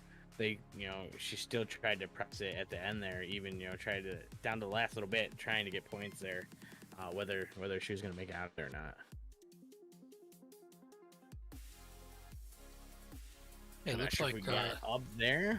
Might be able to send it over scoreboards to are Kev. ready. All right, we will jump over to scores and take a look at this. All right, back to Kev. All right, so this was game 9. We're going to jump onto our next game here and take a look at it. Let's see what we got. Oh, man. Look at those frags. Oh, my God. 40 frags for the guys. 9, 9, and 7. That does not add up. Those are the top three teams. Oh, top 3 in total. Yes. My bad. Still, 40, though. That's actually crazy, though. 40 for the females there. Quack, FU, and Forsaken coming in with 9 apiece. FPG Verge third with 7 there. Not bad at all. Again, we have 0 movement up until 7th place. 8th, AU Things moving up 3 spots there, pushing down Team OGM, Hitman, and Max Split there. Up to 65 points total. They 14 placement points there, and they got a couple kills as well. I liked that. Where did I see them go? Darkness Nightmare. They got 8 kills, I believe it was. And like Guami was saying there, getting up on the leaderboard, placing top 3 for, we believe, the first time in the tournament here. So decent showing there. Obviously, those kill points. Try to help them a little bit there. Try to get higher on the leaderboard before we head into our final week here. I'm curious to see if FPG Verge will be able to hold on to this lead. They got roughly a 30-point lead there over Team Strachey for first and second place there. So it'll be interesting to see how they play this, whether they try to do aggressive, get those extra points, or they're just going to try to play a little safe, go for the placement points at the end, but still try to sneak some kills in there as well. You can see, even though this game they only got 1 placement point, but 7 kill points, so they were still able to get a little bit out of this match overall. We'll just have to see whether they can hold on to it or not. 171 points for first place there, you can see. And even down to 5th place. As soon as you jump into 6th there, Saturn, our female team there, they haven't crossed that 100-point threshold. So we may see Verge break 200 before Saturn can actually break 100. So we're starting to see those few teams start to stretch farther and farther away. So you really need to, for some of these teams that are a little bit lower on the leaderboard here, we need to see maybe a little bit more aggressive play styles. Maybe get a little bit better on the PUBG lottery, like Guami was saying there. But we'll see how they can play it. Moving into our 3rd match of the night here, we will be moving over to Sandhawk here. Yeah, again, the thing to notice here is the Verge still maintains the lead. Strachey's still in 2nd place, but again, that gap it increased, right? Strachey didn't have a good showing here with only 1 kill, which is very unlike them. and so it shows, and it affected their score. So the Verge, even though they didn't get very many placement points, still fragging out as they normally do. Um, Probably caught themselves in a position where they maybe got a little too aggressive, or they got third partied and caused them to go out a little bit early. But that's the gap that we got to keep an eye on, because Strachey as we've seen, they have the ability to close that gap. Now, in terms of map wins, Miramar has been their map for sure. So we won't see Miramar again until next week. Now, are they strongest on that map? Is that where we see them, come in first, or can they produce a chicken dinner, or really strong kill points in Sandhawk or an Erangel, to either reduce that gap from first place, or at least maintain that gap, because until they can get to the next round of Miramar, right? So that's going to be interesting to watch. Forsaken with that win, definitely close that gap, and we've seen this between Forsaken and the Beast, always being a few points behind Strachey, never being able to quite make the leap over them, but always coming, biting on their heels, always within just a few points, and we see that again this round. Yeah, I thought the D1 play they had there. They were on the roof overlooking that other team. They had that Overwatch position. They were able to peek down and move a couple players around, but they just couldn't quite get it there. They were close. They had that one player left, the 1v1 there at the end, I believe, and they couldn't quite clutch it up. And it all goes back to what we were saying, Vikendi again. It's not a map you can really practice on. A lot of events and scrims and stuff don't do Vikendi. And obviously not being able to play it in normal matches right now kind of sucks. You can't practice it. Like you were saying, waiting for Miramar till next week, seeing these teams, they play so much more comfortably, so much better. They're more coordinated on the maps they're comfortable with, and it's really interesting to see how that folds out on the map rotation. Certain teams just better than others. Yeah, we saw some in this particular Vikendi map. We saw some people taking a risk, right? We saw a team for the first time jumping on Villa, which typically we know in competitive gameplay through scrimmages, other tournaments. Villa is usually on the flight path, or very close to the flight path, usually within a speed jump, and so we tend to see multiple teams jumping Villa, either Villa proper or just outside of Villa, and pushing in, so maybe they can get away with some of the chaos. So but this time we've seen people completely steer away from the hot jumps, which is really interesting, especially on moving day. Next week I think we're going to see a lot of the teams that are pushing for points dropping hot. They're going to roll the dice. They're going to say, hey, you know what? I got 50 points to make up, or 70 points to make up. So I really gotta, we really gotta just put it all out there and take all the risks. So not a great strategy, but if you got to do it, you got to do it.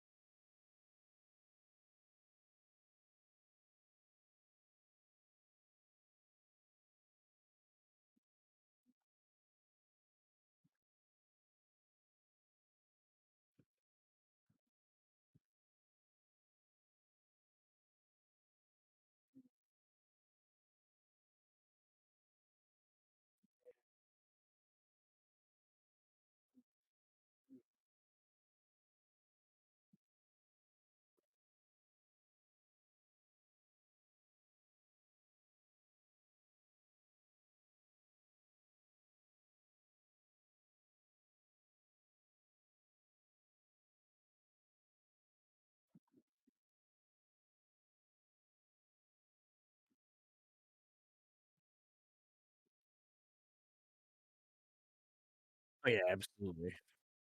Yeah, I like them. I've been playing on mobile here, and I showed it. I had to change a little bit of sensitivity in there. Used to what I am, but I mean, overall, yeah, they played very nice, and the feel of them, the contact and movement was right there. It was on point. So I definitely enjoy them again. You guys make sure you get over there. There's mgcgaming.com.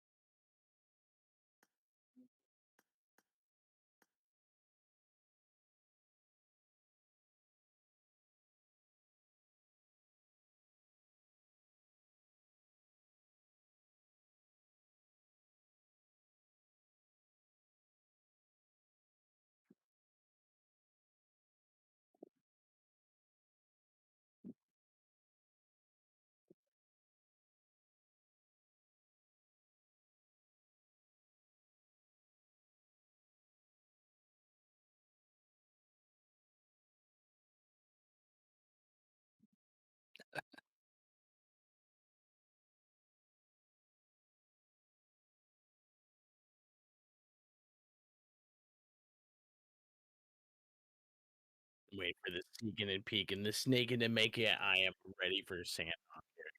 That's right.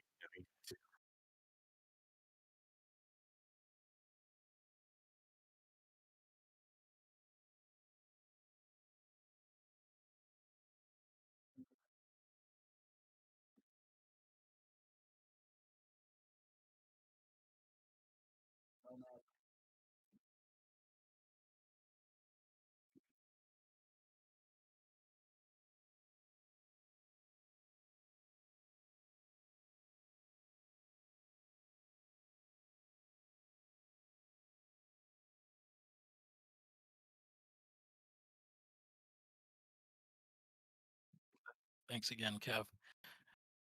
Yeah, so like we said, we're going into Sandhawk, and definitely the smallest of the maps. Uh, this is a fragger's paradise.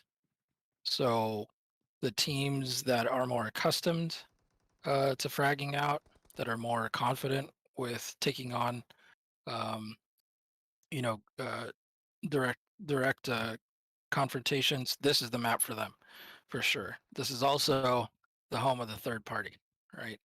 So if you're not as comfortable uh, taking on teams head to head, this is a really easy map uh, to play third party. Yeah, no, absolutely. You get stuck on the ridges there. That's what a lot of people like to do. They like to sit up in those hills, the ridges, the top of the buildings, just kind of sitting there. We've seen little compounds used and the top of the buildings used. Looks like we got a south, west, and northeast flight path here. It's split down the center, but this is Sandhawk, so you can pretty much land everywhere. This is the exact opposite direction of our last map. Went the exact same way. Yeah, I'd like to see it though. I like to see that. I like to see it mix up. I really hate the low ones. Keeping everyone to the southern end of maps because it's just a struggle to get to the top, and we see a lot of teams just really struggle when that happens. So we got a lot of teams out there. Might have a few teams taking their normal Camp Alpha, Hot Tin area there. Looks like Sami lower map might be just left alone here. Looks like we might have two teams pushing in on boot camp here. This is interesting. Yeah, so here we go. We said, teams are going to start having to take risks. And we see two teams in boot camp. And this is Quack Fu and Twilight here. Let me change my view here, guys. I know it's my thing here. Let's get it there. There we go. It is not that I'm lagging, I swear. It's just the view here. There we go. There you go. Looks like everyone is just kind of being very careful here as they head down. We got a few more teams on their way down. It's like a few teams towards the west side here. Already, Drew Boy is taking down people in boot camp here. I said we're gonna have some fights here, and I did back away for a second. So let's get back over there and see what we got here.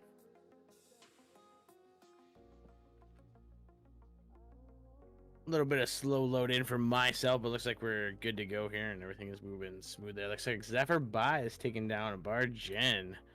That is over towards Paradise area there. It's like Drew Boy just taking down a member. This is Quack Fu here fighting it out with Team Twilight here in boot camp.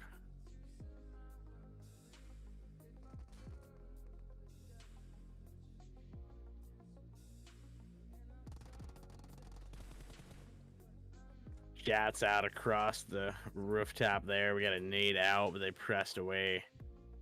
Just like they felt that whole team pressing on them, and they knew they need to get back here so they can get cover, so they're not getting pressed and separated.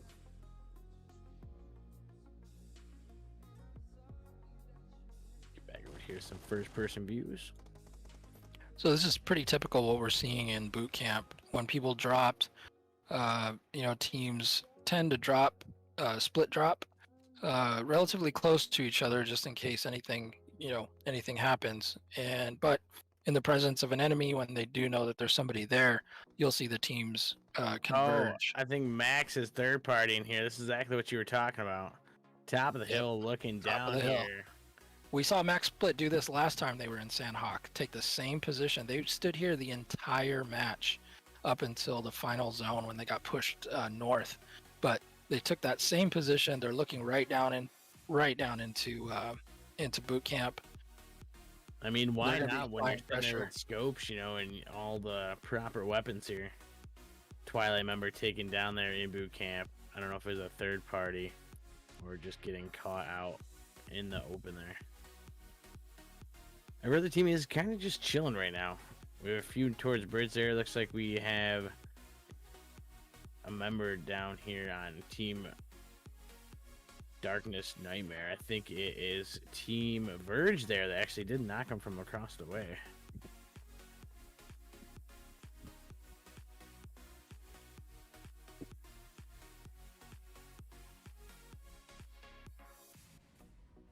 We got D and Yin here just popping off shots, checking out members. A few tags on a few of the members there. I believe Exjin here sees him as well. Gonna send some shots back. It's pretty much how we see Sandhawk play out in a lot of comp. They kind of take their time as they kind of press in as the zones start to shift there. You know what I'm seeing this just like last time. We had two teams fighting it out directly in boot camp. We had Max Split sitting the hill in a third party situation, and just like I said last time, too much passive playing in boot camp. If you're gonna jump boot camp, you need to clear it. You need to clear it fast. We got Team Verge here splitting, pushing up on Team Darkness Nightmare here. They pushed across with the motorcycle there, and they just took the door down there. See how they press it. They see him at the tree. Will they get the knock on the hill? They did get the knock as he tried to press towards the mountainside. Trying to use that little bit of cover here. Out the window, pressed around, knocked there.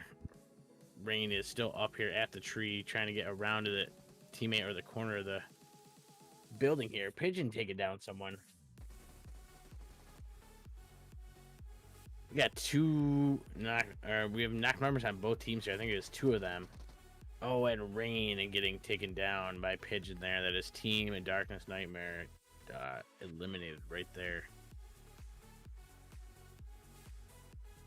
What else we have in the area? I think Team Hitman and we have a Team Strachey there. They probably heard that, but they have Team Zephyr there as well in a vehicle kind of on the move there. Back to boot camp. I think Quack took down the other team that was there and finished it out, and they're kind of just keeping it on lockdown there, but they got to watch out for Max lit on the top of the hill.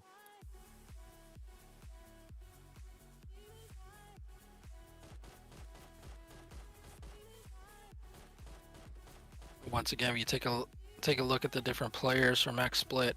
They're not all staring down into boot camp. You've got Sahil looking off to the west. He's looking at anybody rotating, going over the footbridge from the other side of the island. And that's that type of tactical gameplay. You can tell they have assignments, they have roles, and they're filling those roles. So his whole job is making sure that nobody gets across that footbridge, or if anybody does, that the team is aware of it.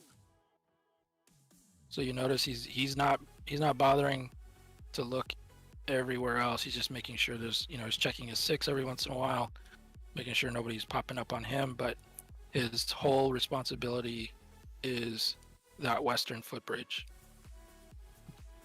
and that's just great tactical gameplay right there. Yeah, it's like we got Max like here kind of toying with Archangel here. He sends shots up there. They're running around the top of the building there, just kind of, keeping him aware, maybe trying to bait him out a little bit out of the window, trying to get a better shot on him. And just like you said, yeah, Sahil is just checking it out there. You always want to check your 6. People check, say that's a common phrase in military. It's pretty much just checking behind you and make sure teams aren't pushing up on you while you're fighting someone else. Right. For those who don't know, 6 just refers to the clock position, 6 o'clock. And so 12 o'clock is directly in front of you, 6 o'clock is directly behind you. So you hear that term all the time, especially in the military, checking your 6 or covering somebody's 6.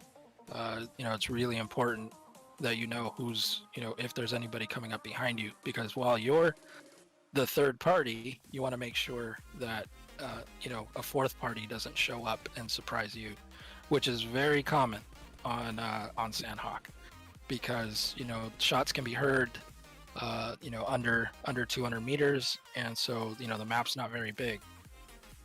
So any amount of rotation can bring somebody in to that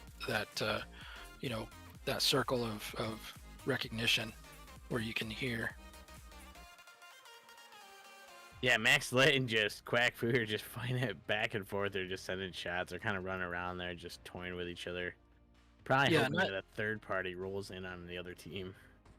You're seeing shots taken right now, but quite honestly, neither one of them seriously thinks that they're going to take the other one out, right? So if they get a knock, and be cognizant of the distance. Even if they were to knock one another, even if you're in a 4-3 situation, there we go. You're too far. You're too far to really utilize that advantage, right? Because you now have to come down out of the hill. That makes you a target. So they're more than happy to just kind of play around with each other, right? And they're getting bored. So if they can send shots out there, baiting people into their line of fire, they're happy to do that because they're in a position where they're set up to farm kills. And that's exactly why Max Split is there. Their entire reason for existing on top of that hill is to farm kills. This is their tactic. We've seen it done. They've done it time and time again, and it works. It works.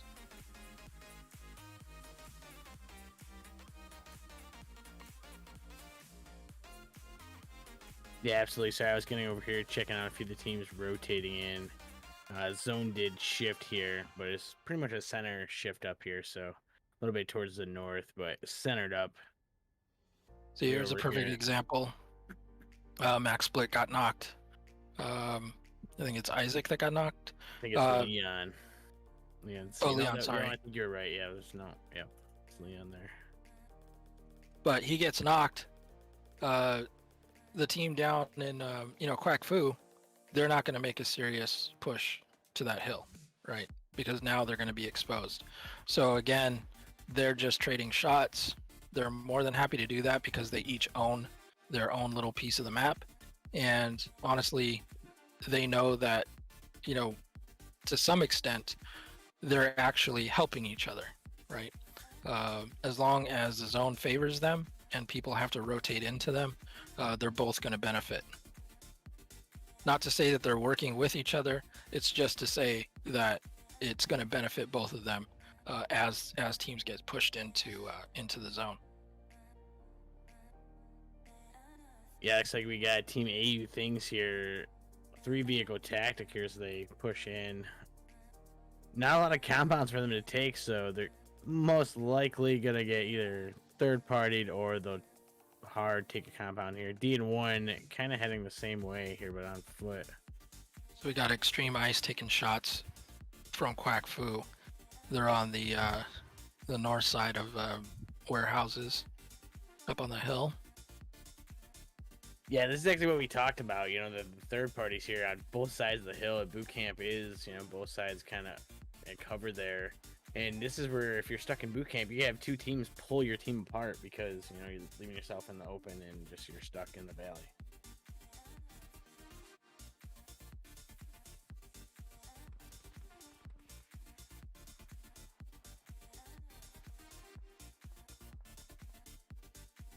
There was another member there that was... Oh, we got AU things over here taking shots. In the air there, see what we got going on here on the hillside. So it looks like Max Split is starting to make the rotation down in camp. They've got, I believe, 2 people down there now, and the rest of them are starting to make their way down the hill. Yeah, we're just looking at the Beast firing off, but they also got Team Verge pushing in on, I'm sorry, Team Forsaken pushing in on them as they were trying to third party another team down the road there. I think it's D and 1 they were trying to shoot up. And there you have it, Verge pushing in.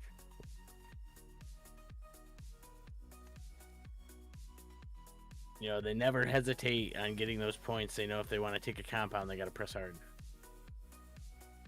Oh, in this zone's going to force everyone to move.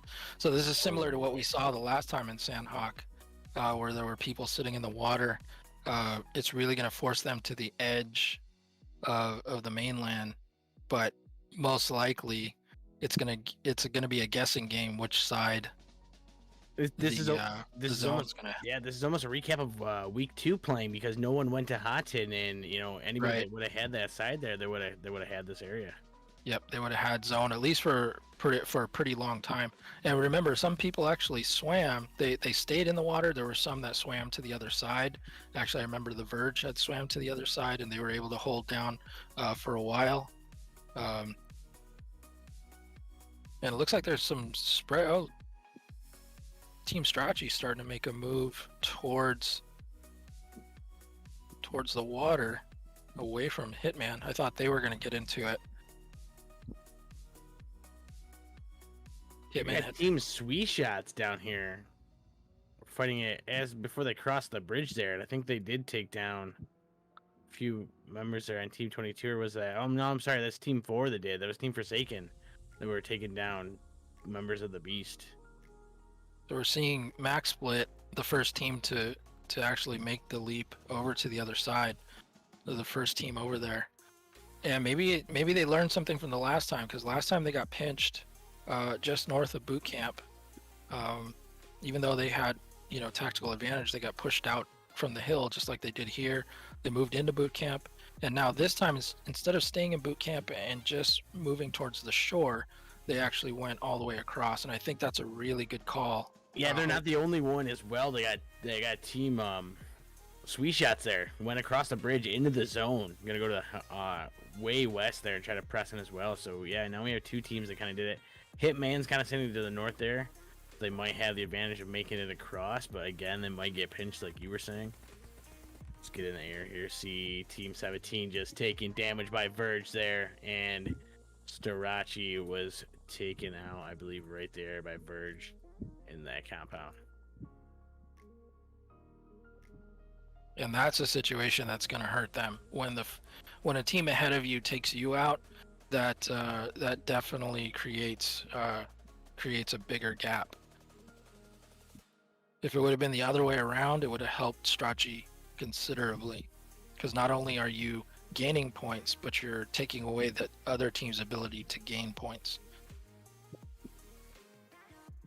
So that's gonna double hurt them. Male team here Kind of got this compound on lockdown here, and this is what it is. This next shift is what's gonna make it. Now, if this goes to bridge and like mid water here, it's just gonna be nonstop shooting across the way for everybody. Someone's gonna get pinched trying to cross. Someone's gonna get stuck on a bridge. Like, Oh, and there it is, centered there up. it is, centered up. So this is interesting because this is not what happened last time. No, it is not what happened. It actually shifted to the opposite side now. Yeah. So the Max Split, Sweet Shots, and Hitman, they definitely when they rolled the dice, they definitely got lucky this time. Oh man, look at this. We got team member 16 right here. Is team 23 kind of passed him? He was just snaking it to make it here. He's gonna have to get the zone on his own here. So two teams made it. Both three of those teams made it across without using a bridge, I believe. Now the question is, if I'm a team rotating into zone, do I take a bridge? Looks like we do have members going. We got one going under the bridge here. This is the tactic you're talking about because they got Team Hitman right there. Look at it. Team Verge here using, I think they used this tactic last time. Actually, one went under the bridge and the other ones took the bridge itself. Right. So in case the whole team gets wiped, you still have a chance. Looks like Hitman's kind of wise to that though, because they're pressing on one side, looking down at the bottom of the bridge. They're like, yeah, we know how this works. We've been in this situation before. And they are going to take the high ground up there with Hitman Fire kind of taking the ridge.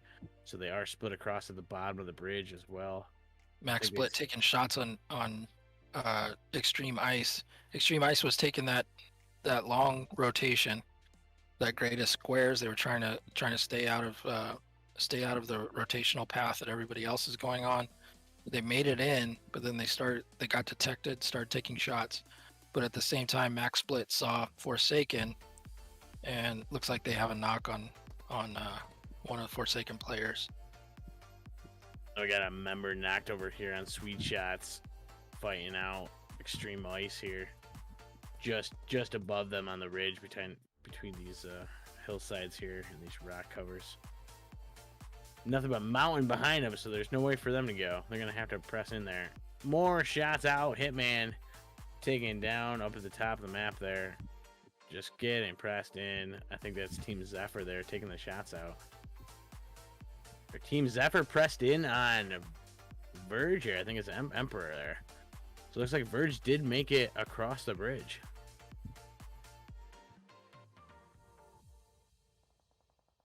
$25 alive here, 8 teams. Circle closing in here. And I believe we had Team 3 AU things just eliminated here. 2 members knocked on Verge here. I think that was Zephyr that knocked 2 members here. Gonna go finish out Pigeon there, securing these points here. Looks like Sahil just took down FG Turn as well. Zone makes a shift to the west. Oh, that's rough. That's good for the 2 teams, 3 teams that actually did rotate over. Max Liz actually still sitting kind of pretty there. Zephyr. They just took out 2 of the Forsaken guys in the water. They got Forsaken Pain still out there. They know that. They're waiting for him. Yeah, we got 3 members still in the water there. We got Lights, we have Carrie and Pain. 3 people still in the water swimming across trying to make there. 2 on the bridge here. It looks like Empire ended up getting taken down by Hugh as he popped up on the bridge there. Like you said, this is the tactical use of your heals, and it shows that who has the heals right now. Let's get over here. Like Max Split and Extreme Ice. Max Split taking 1 down, got 1 knocked. One of the Max Split guys goes down. We've got 3 Max Split versus 2.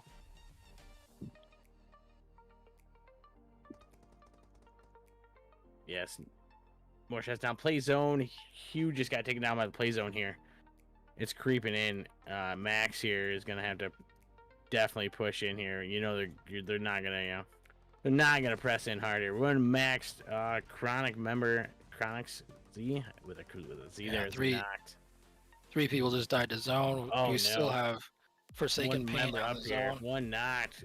There's Leon C there taking down. Oh my god. Running to zone. Oh man, dude. Everyone getting taken down here. Extreme Ice just took out Max Split. They did. I think they had the zone kind of like to their advantage there a little bit there.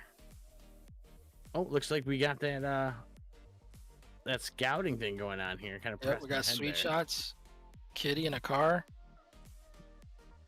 I believe it was NG as well. Went on that compound trying to gatekeep here. You can see it, looking right there, knows that they're there, knows that they're They gonna. know exactly where they are. They know that they're gonna push easy man. points. You know, these are easy points if you could just take them out here without getting knocked. They just got to be patient. They have full tactical advantage at this point. Through the little window there. Will Nelda get out of there? They're either going to die by the clip or die by the zone. So either way. Hitman member, top of the hill there, fire. Just trying to peek on someone here. He's like, I see people. And there he goes for that third-party action, but the zone is right there, making him press as well. Gonna use the vehicle to rush in here. Vehicle, huh? Looks like Sweet Shots is gonna try to take out his McLaren there as he heads down the hill. Not enough out there though. Almost knocked by Yellow. We're down to 5 people left here. This is a solo versus 4 here. Let's get on Hitman's view. There, I'll get off Hitman's view. Let's swap here for good. Nope, we're good. Alright, switch over here. On Yellow. Nades out here. And there you have it. You know, you get pinched on the tree. He's gonna connect. Just knew it. Call him a chef. There you have it. Sweet Shots coming through with that one. Sweet Shots. Amazing. This is a 3-kill game for them. So again, not real high on the kill count, but I believe this is definitely their first chicken dinner. So definitely congratulations to that team. You know, they made the right rotations, right? Some of the teams we expected to be in the top 3 didn't. They lost zone, and they didn't quite make it past some of the rotations that we thought they would. Max Split definitely didn't see them going out to a lower ranked team, but it happened. So again, so much randomness on this map. So there's so many things going on at the same time. Third parties everywhere, right? And we saw that definitely in the last 2 zones here. That the teams that we thought were, obviously perennial leaders, man, they got third partied, and so didn't expect some of these positionings, but take advantage of the opportunity, and that's where you see Sweet Shots, Hitman, Extreme Ice. Only one of these teams is in the top 10, Hitman. And so, to see these other 2 teams, first and third, is great. It's great. So you're seeing them, take a little more in terms of risk, right? Extreme Ice, 5 kills. I think that might be their highest kill count game so far, and a 3rd place finish. That's huge for them. That's definitely gonna push them up a few more notches. And I'm sorry, Extreme Ice is currently in 7th place, so definitely that's gonna help them move up in rank. Yeah, even with the Verge coming in 7th there, I mean, they still placement kills right there. That's 13 kills they put away right there. Yeah, we saw that in the last game, right? They came in 11th, but they had 7 kills, I believe. Yeah, so here we are again doing the same thing.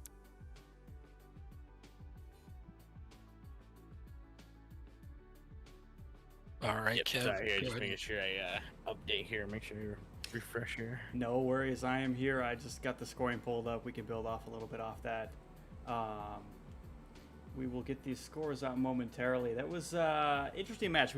I did see we did have one person healing off towards the end there. I believe that was that 3rd place team. I thought it was Mimi or Catch. I'm not 100% sure there, but there was a little bit of heal off there, so that didn't completely pan out. But there were some interesting plays there. That boot camp play off the hill. We had the team up on the roof of the compound. Like you were saying, that one scouting player watching that footbridge back behind Not worrying about anything else, just watching that one footbridge so they didn't get pulled on up from behind. Yeah, that was Max Liz Sahil.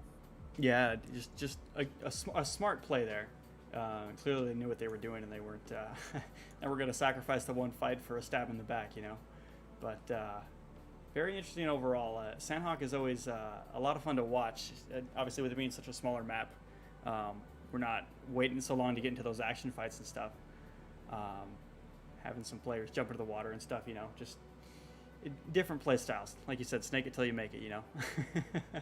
But they're always. Well, look at that there. You know, we had what three different people in the water on that tactic. They're just making their way in. You know, you're stuck in that position. You have to press in. If you don't, you know, you die to zone, and no one wants that. No one wants that. Got to get those placement points, man.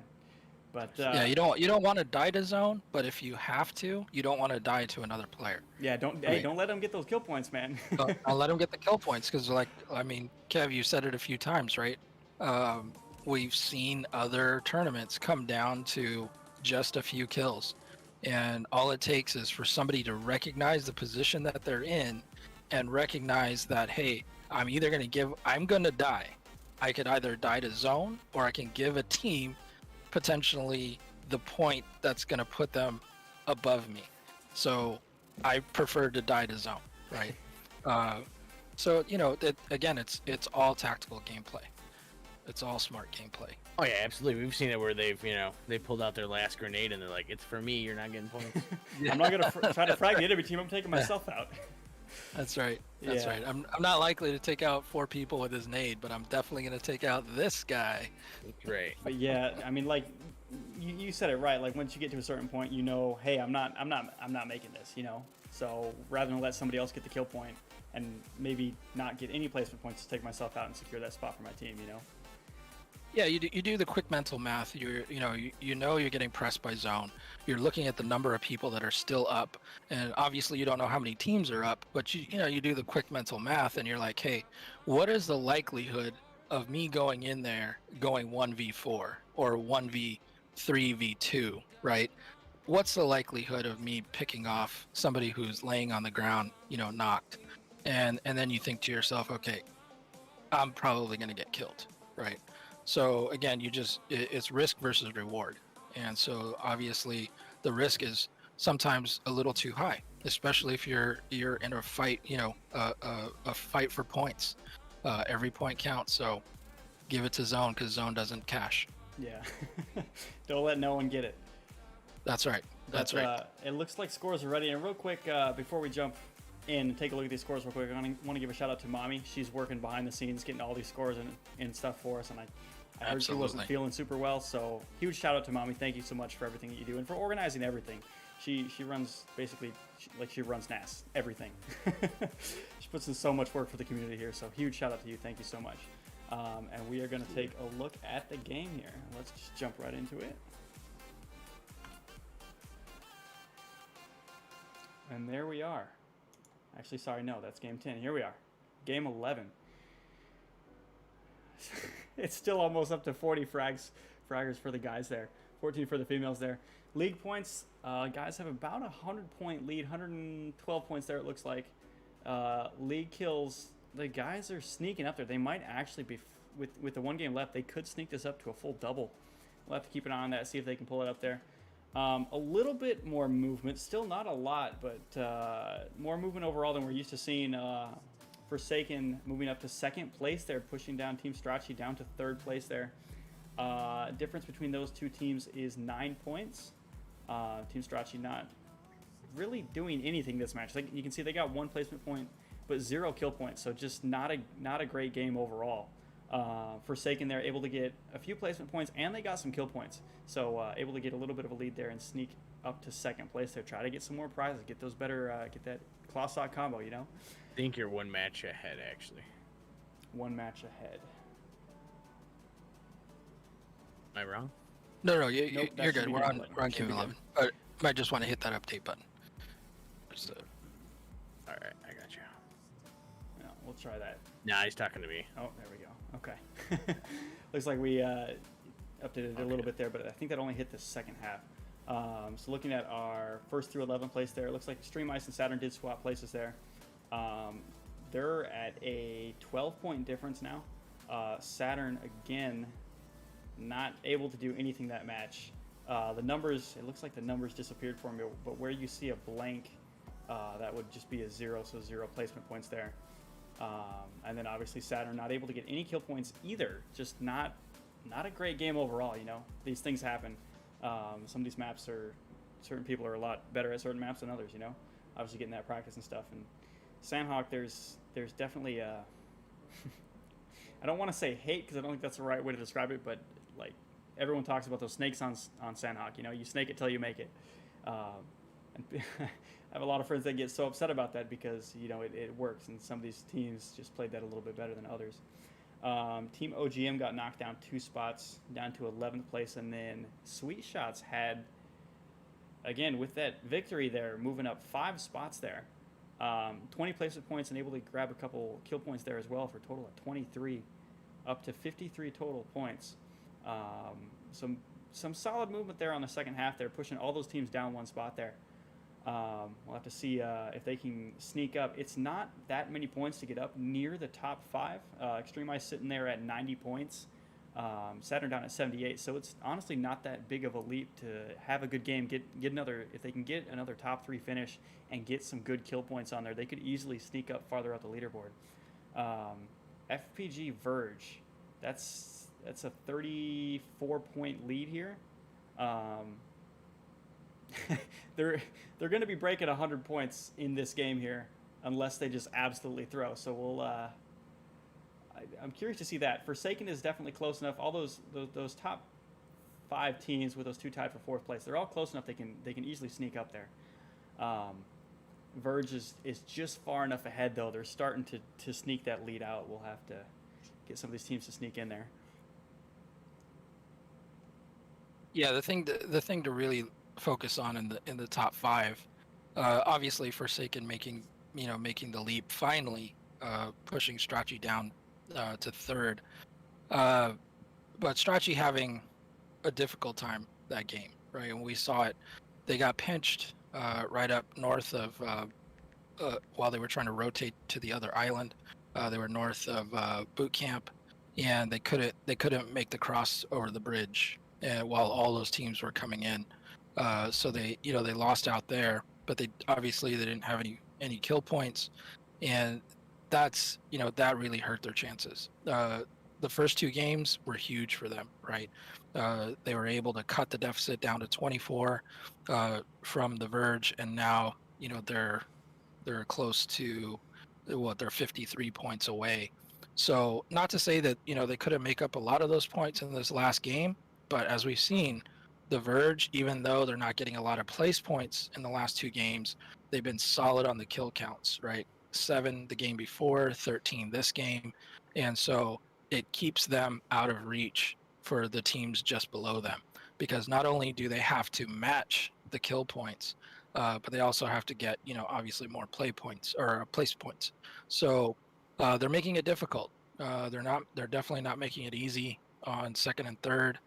And if they keep playing like this, like you said, that lead could balloon if Forsaken and Strachey can't get on a roll, because the Verge is just so consistent in terms of harvesting kills and making sure that they're at least in somewhere close to the top 10 or more. But they're definitely not coming out of a map empty-handed, and that definitely killed Strachey's role in the first 2 games. Yeah, just enough placement points. Not anything crazy or anything. Only 5 placement points this match, but just like you said, those extra kill points, just enough to keep those other teams just barely out of reach. I mean, think about it. It's they got 18 points. That's almost like a chicken dinner, right? Yeah. With no kills. So if you're gonna make up any room on them, I mean, you have to match them on kills. And then you have to beat them in place points. But right now, they're just not making it easy. They're giving people a window, for sure, because they only got 5 place points. You could have easily gone ahead of them, and made up some of that difference. But with Strachey, losing that position because they only got, not only did they not beat him in place points, but they're 13 kill points behind him. right? Just in that one game. So that definitely cost them. Like I said, during the match, when the team ahead of you kills you, uh, that's the worst case scenario, right? Because not only are they gaining points, they're taking away your ability to gain points, right? So yeah, so it really hurts your chances when the team ahead of you takes you out, and vice versa. When you take out the team ahead of you, that's the best case scenario.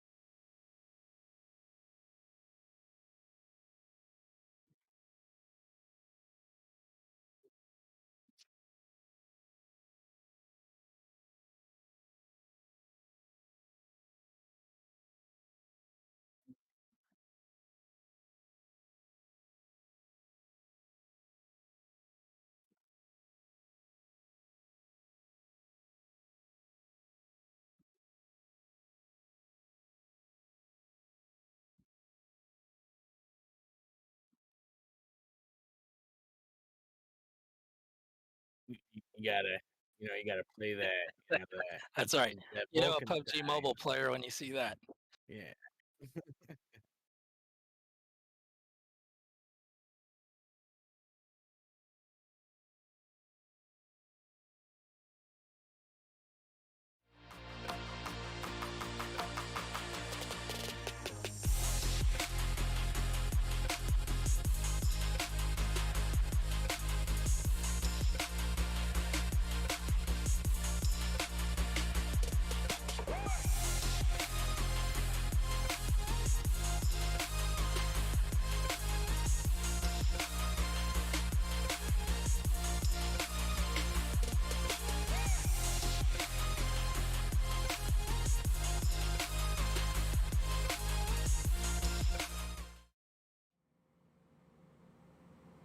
All right, so there you have it. Get yourself some carbon claw socks. You can get the combo pack for $12. Get a pack of carbon and a pack of normal. Make sure you guys use code GOON at checkout to save 10% on your order. There are Hey, plenty of other guys, codes. one thing I got to Absolutely. point out Use here. code Wayne, code Bella. There's plenty of Yeah, them out absolutely, there. absolutely. Check them Hey out. guys, one thing I got to point out: the reason why I'm not on camera and these guys are. Look, I mean, look at them. Look at them. The black and yellow. I mean, the headset matches the claw socks, matches the PUBG Mobile VIP. I mean, shout out to our two casters that are on camera right now. These guys are doing an excellent job. I thank them for allowing me to tag along and have a great time calling the shots. But these are the two pros right here, and they look great in their PUBG Mobile VIPs t-shirts. And so obviously that's a great distinction, a great honor to be recognized as a VIP. If you guys aren't following them, give them a follow. Follow them on all their socials. You know, they're trying to do this. They're trying to bring content to the community, and so please show them all the support and love, so we can continue to bring you content like this. So thank you both for a great job. Yeah, no, absolutely. Thank you, Guami, man. You do amazing analyst breakdown as well as color commentary. There's a reason I don't do the play by play or color commentary anymore. That's not my field of expertise. We got Guami the master in here. But yeah, we are loading into our match on I'm just Erangel. winging it as we I'm just go going to here. keep talking so he can't say anything, you know? But we are loading up onto Erangel, our final match for the night. Salty and Guami, the real pros here. I'm going to turn it over to you, and let's see how this final match goes. Thanks again, Kev. Yeah. Yeah. So here it is, and once again we see a very similar flight path. At least we've it's seen not that in- southern. At least it's not all southern Yeah. there. I'm happy at least we're going one direction. Yeah, exactly. So this is going to give you full options. Now you can't necessarily stretch to every corner of this map, but going right down the middle like this gives you so many more options. And like we said, Erangel, the reason why we like to have this as the last map is because teams get to see this map more than any other map that we play in PUBG Mobile. And so, if a team has a strategy to play more aggressive or to play, a certain way for this particular game, they most likely have practiced it a lot. So I think we should see some really, really good decisions being made here. Yeah, absolutely. It's gonna be interesting to see who goes for the island. Who's gonna go for like the bridge area there by Farm and Milta and kind of hold that down. We usually see in a lot of the PMCOs and the higher leagues here, we see a lot of teams usually drop same areas. They know how it works. They know where teams go for. They know what to watch out for on each side.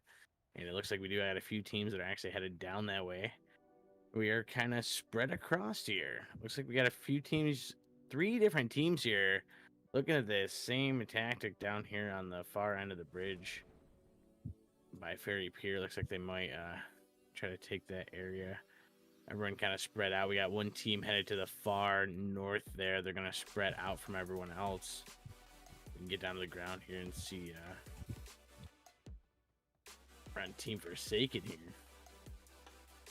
Looks like they're at the one end of town here, kind of holding it off from Team Extreme Ice. So it looks like our first zone has basically encompassed everyone outside of the teams down at the double sixes.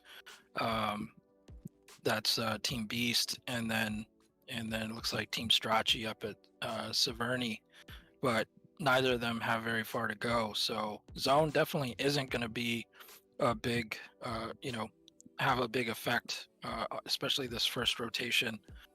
Teams are going to be free to rotate wherever they need to go. But it's really interesting to see just how everybody kind of settled in. There's nobody really that close, with the exception of Yaz, maybe, where they may have recognition that there's another team with them. Yeah, we got a few teams here that are kind of split looting here. Like Team One Prayer Male there, they're down by Farm Milt area. They're spread across there. This is a tactic where you can also get all the loot you want, but also check out the different teams. Looks like Team Verge did take that area near Milta that we've seen them take before. We've seen them actually take this side, press across the other side, take that compound, and just take everyone out right there from Farm, and then just press up the top of the map. So a lot of teams are going to have to watch out for this area here. Looks like we got Team Twilight on the move here, taking this compound over here. I don't know if they know how close they are to One Prayer.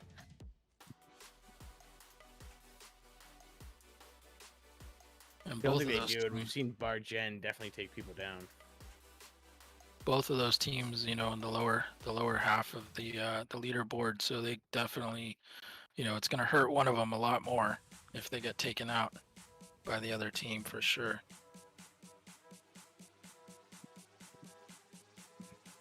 Yeah, they know of their presence down there because they're checking it out there. They're doing that, up on the wall there to see if they get shots back their way. So they're gonna let their team know in Farm to probably rotate out if they get a chance and head that way. Everything calm across along the top here, up towards Yasnia Polina. Can't talk today. We got 2 teams up here still pressing in. My Russian's a little rusty myself. Yeah. It's that. Yeah, no. Yeah, just put that southern accent on. We're good. I don't have to say it right then, right? All right, now we're good.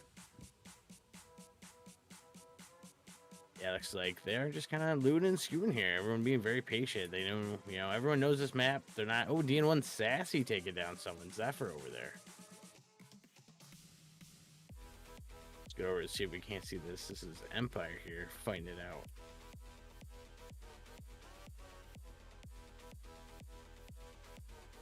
This is the whole squad. This is a duo versus a trio Well, here. Emperor trading shots with them. Got a knock and a thirst. That's what you needed right there to make it a 2v2 here. Definitely evening out the odds. Oh yeah, Emperor knows that he's most likely gonna keep up on this and press him it as hard as he can. Zephyr bot might stay there just to keep that. Sorry, here, there we go. Keep that angle on there in case they go on the rooftop. Emperor knows that there's somebody there, but can't take shots. Has to be really careful because they're low on health. Has no helmet and a damage level 1 vest, but they're holding an AK, so they know they just need to get shots on them. Yeah, looks like Sassy is actually gonna smoke it out on the one side of the building, use that tactic, to see if Empire's gonna move, and he is gonna take that. He is gonna move, so they're gonna hear this here. They know he's upstairs, expect to see some nades. If they have them. Oh, and they did use that smoke to press across the other building. So they're bunkering down. Now they traded buildings, pretty much is what happened here, and DN1 moved over to the third building off to the side there. Got shots out by Empire, I believe.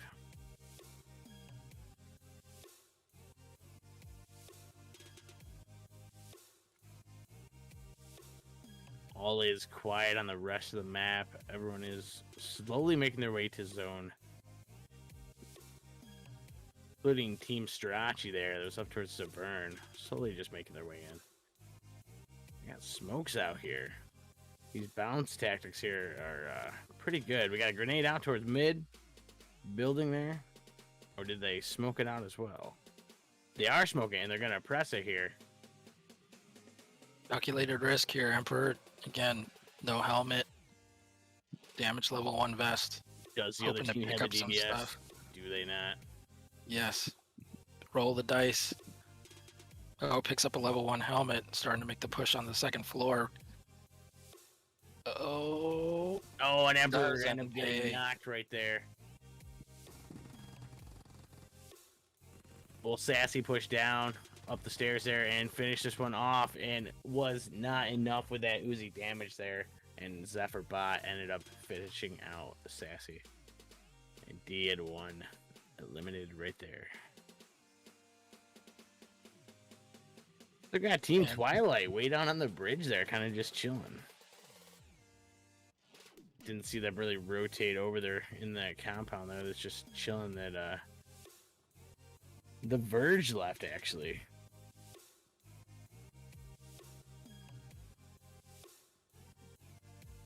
Oh no, we got tripped down up here.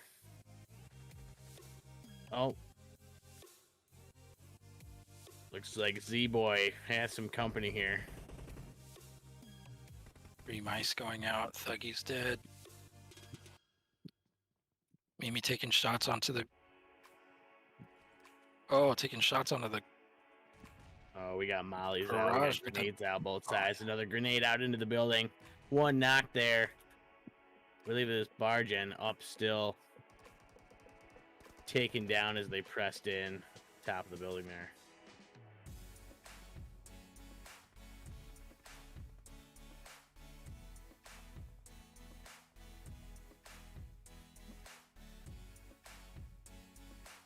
Now, this is really odd. If you take a look at the distribution of the teams, they're very tightly clustered in the center of zone. Nobody's playing edges. Yeah, look at Quackpoo Archangel making his way past Maxlet. Didn't press the road, just throwing a smoke here. Maybe not sure where they're at. Lost in the confusion here, I think.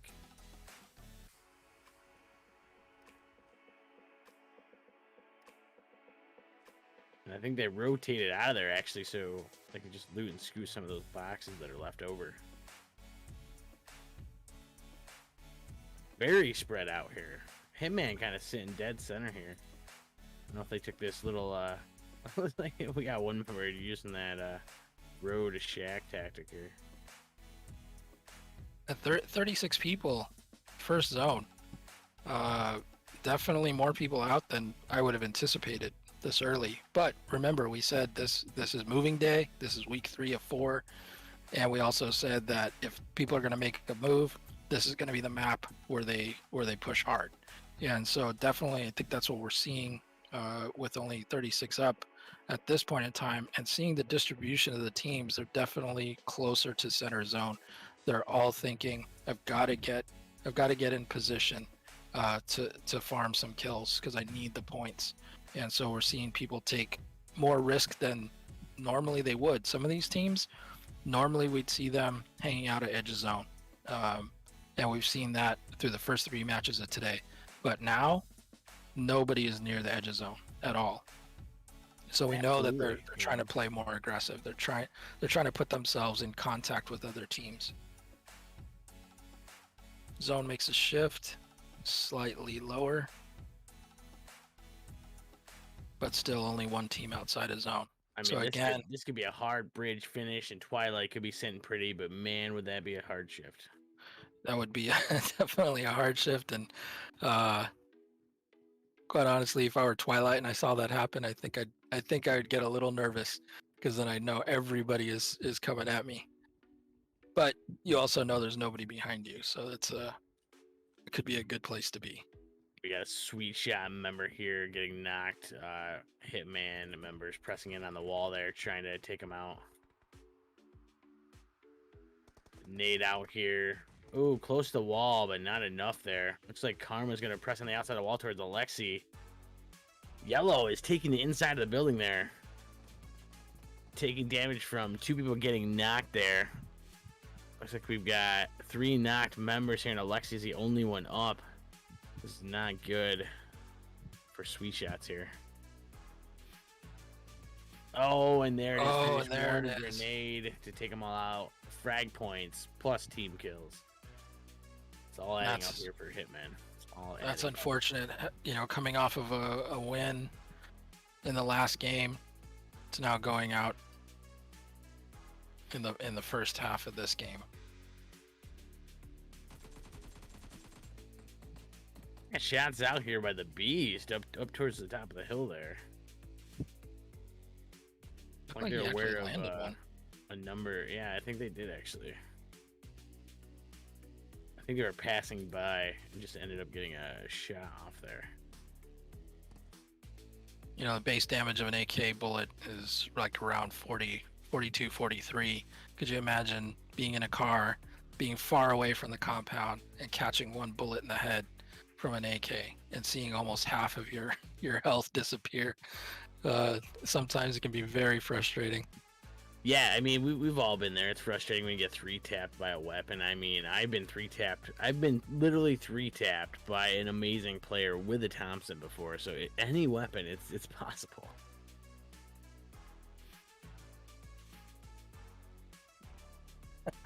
We got a dancer here. Just so you know, there's no bonus points in this league for dancing. That's right.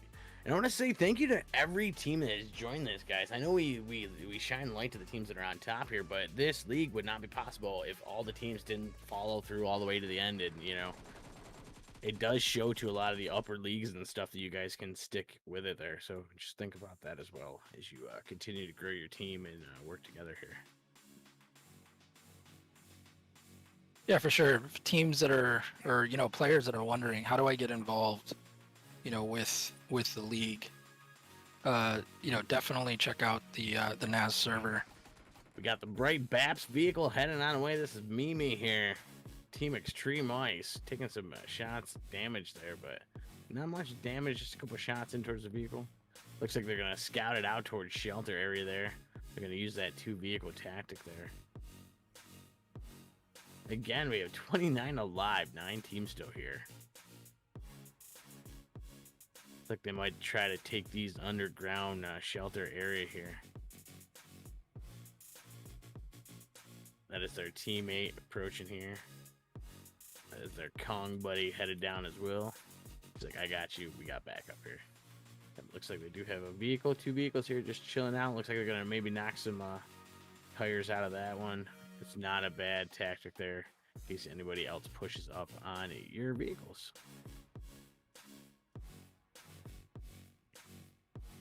Looks like we got Team Quack Fu looking in on the Verge over there. Verge kind of spread out between the hillside and the compound there. Never understood why the windows don't break when you shoot them. They only break when you jump through them. They do sometimes. I think it could have been the spectate on that one. I know if it takes a little bit, they do finally drop out. But yeah, sometimes it's just the spectate. Hitman taking people down over there. Look at this Karma sending shots off. Just Forsaken there.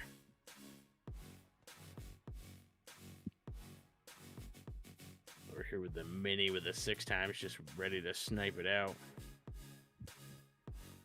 Still got Team Twilight sitting down there in a hard shift of the circle back towards the other side there, towards the west. Again, looks like Twilight's just sitting nice down there with no one there to really bother him. There are a few teams as well. Let's get over here. It's Hitman fighting out Team Forsaken here. Yeah, that's an unfortunate circle for Forsaken because that puts 2 teams in front of them. If they try to insert themselves into the zone straight ahead, definitely need to be making a wider rotation.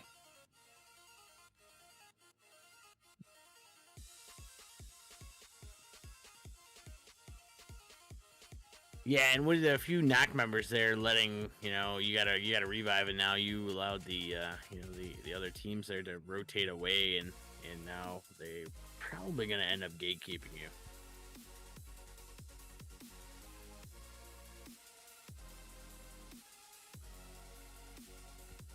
They are in the vehicle there. Let's see which. Got a lot of teams on this. So Forsaken making here. the southern rotation, but what they don't know is they're about to run into 2 other teams. Oh no, and there they did find it out, and a bar on Hitman is taken down. Get over there. We'll see one of the other members here. Hitman Karma, I think, is still up in the buggy. I think it was just FG just finishing off anything they see right now. Oh, and Turn did go into the vehicle and ended up finishing him out there. You hate to see that. Still got Team 6 here just checking everyone out, looking up towards Quack Fu there. Not knowing, I think, that Hitman Karma is behind him. I think they're kind of aware. We got shots out here by Quack Fu. Looks like they're flying over towards Team Forsaken. One member still in the buggy that's just, headed over there.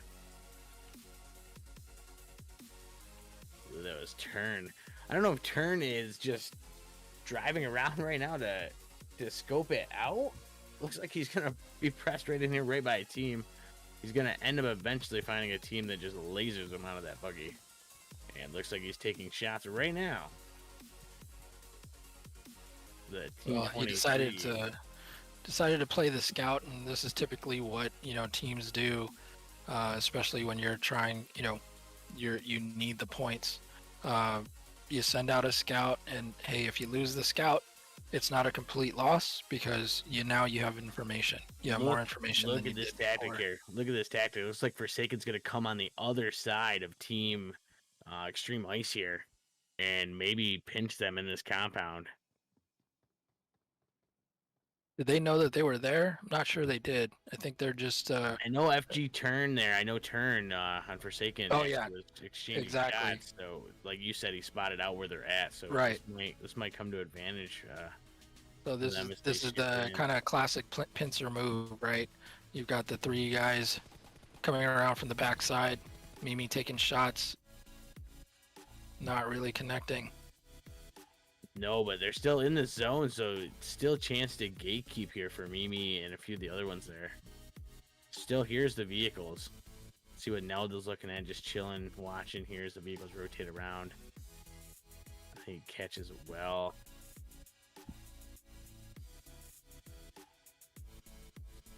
Yep, we're on Mimi here. Vehicle still rotating around, and there's a Karma just kind of driving around straight back towards zone. Another hard shift to the north.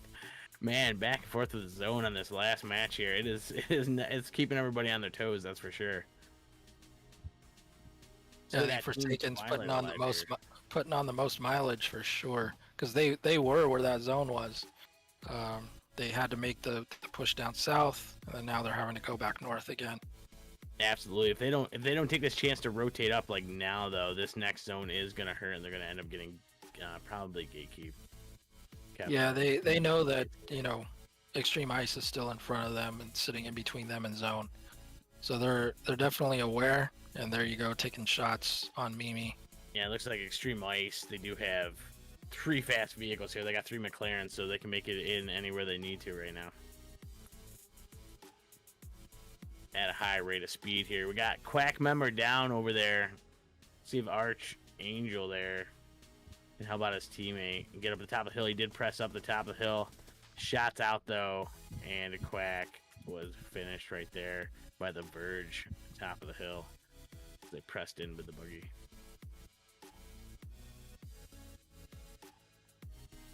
Creeping down here, we're getting a lot more teams pressed in, but it's still a big circle here. 24 alive, 8 teams here, folks. 8 teams alive.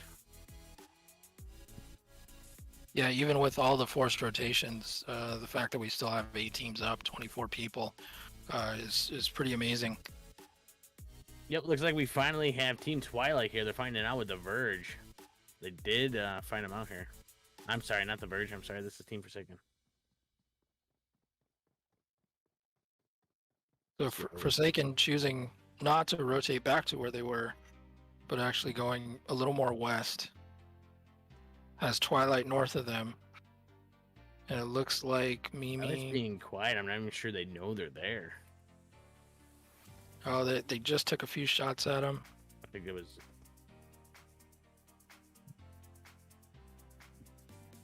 I think it was Juicy that...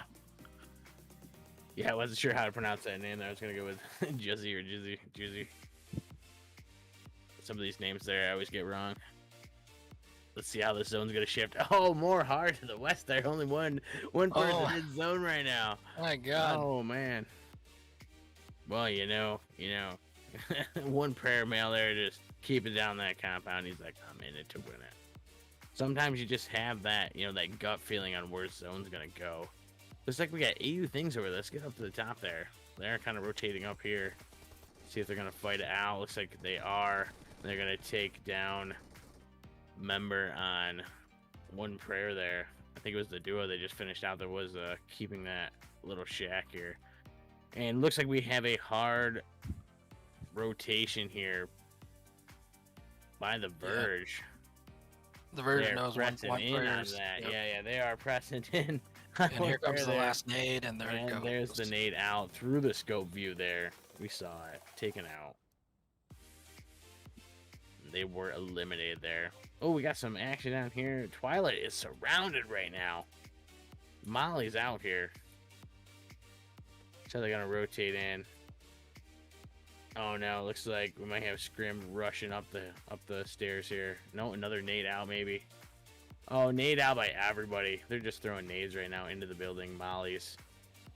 It's just mayhem here. And FG Payne ended up just pressing up there, knowing that one of the nades ended up taking down. Like you said, you got to tenderize the people sometimes. You gotta work down their health there. And they did exactly that and pressed in here. We got a Hitman member still left over here. Karma needs to get out of that blue zone. Yeah, he's playing that late game solo player tactic. He's just got to ride the blue zone. He's got to hope that everybody gets so focused on. Oh, we got a knock member other over teams. here. Sorry, that was Safi there. Not gonna member a team Forsaken. Forsaken down to 3. They're rotating in just underneath. the Verge.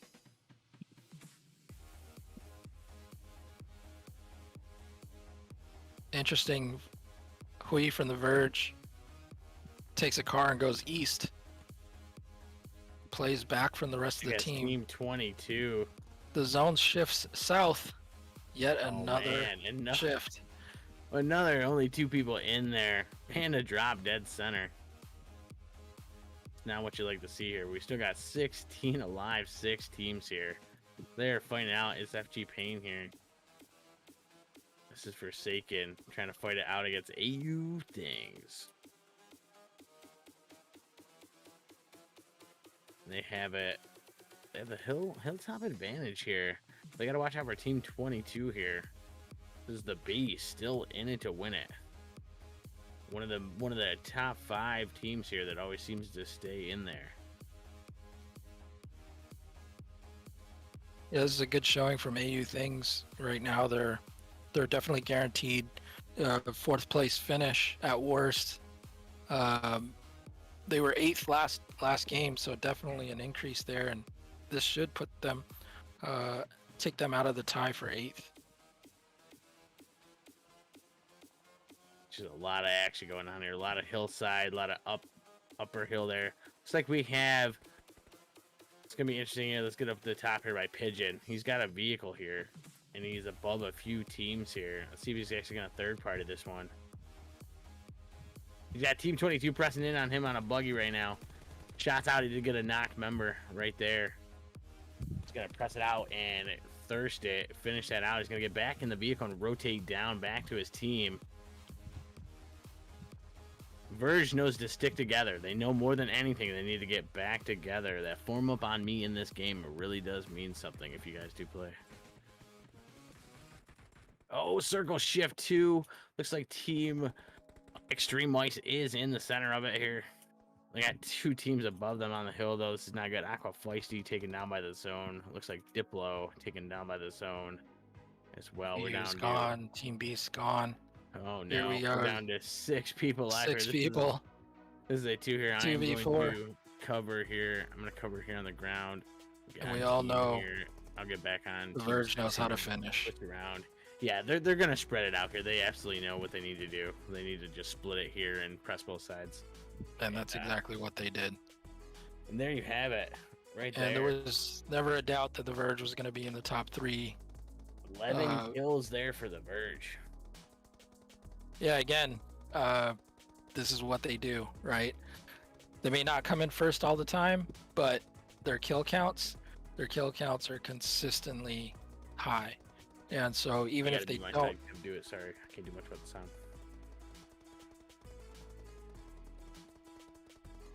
Go ahead, sorry. Yeah, sorry about that. Yeah.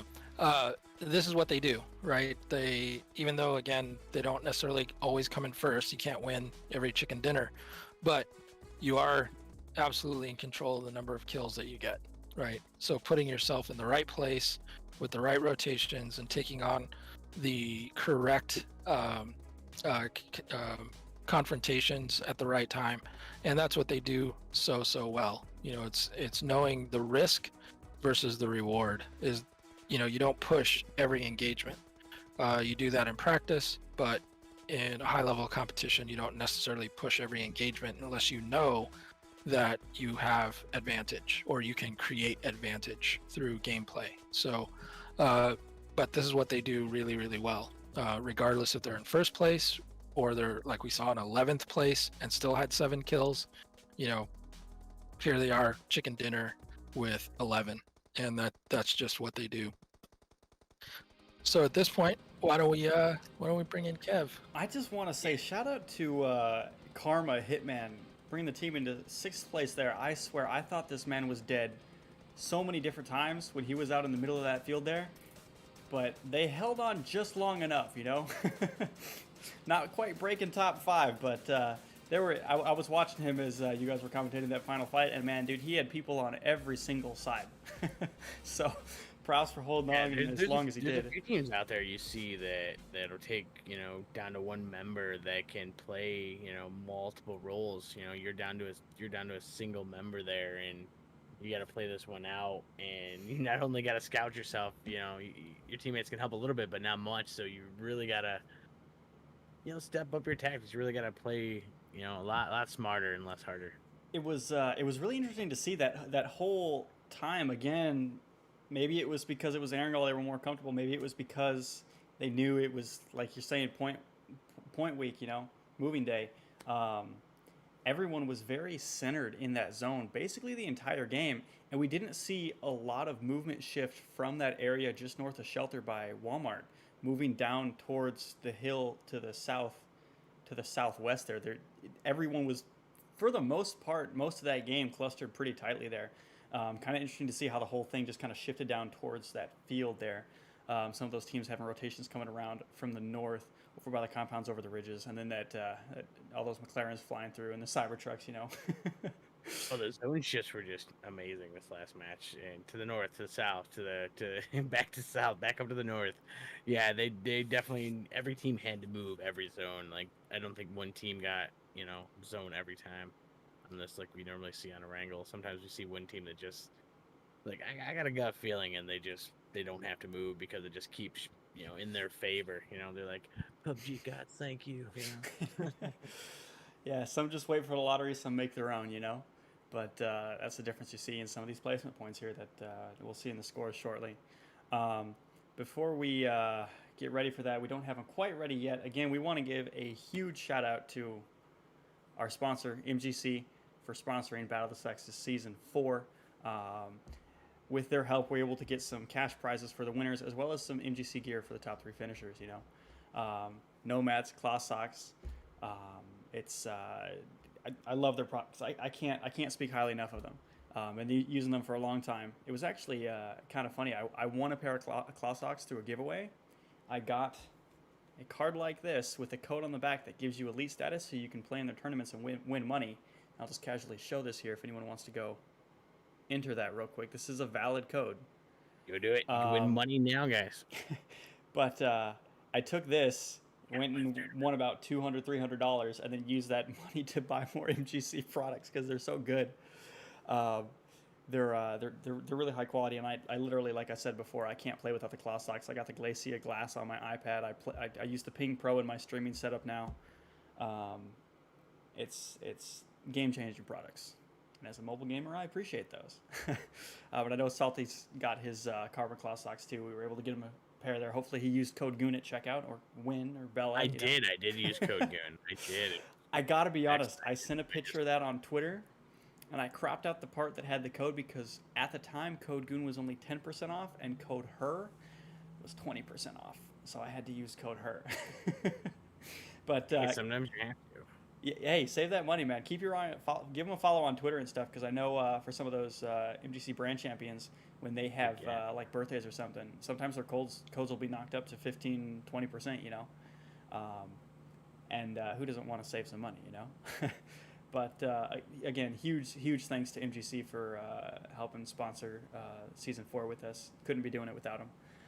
And also huge shout out to Mommy in the background, doing all the live scoring for us. I thought we lost you there, Salty. We're back. Huge shout out to Mommy for doing the scoring in the background for us, putting in so much work for the team, for the community. Really appreciate that. And Salty and Guami too.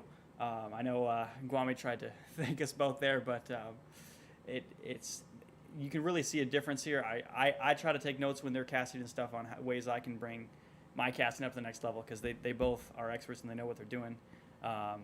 And we have had the pleasure of working together before in the past. It looks like my Discord just crashed, so we did lose Salty. I think it's the other way around. And yeah, I'll work on getting that back.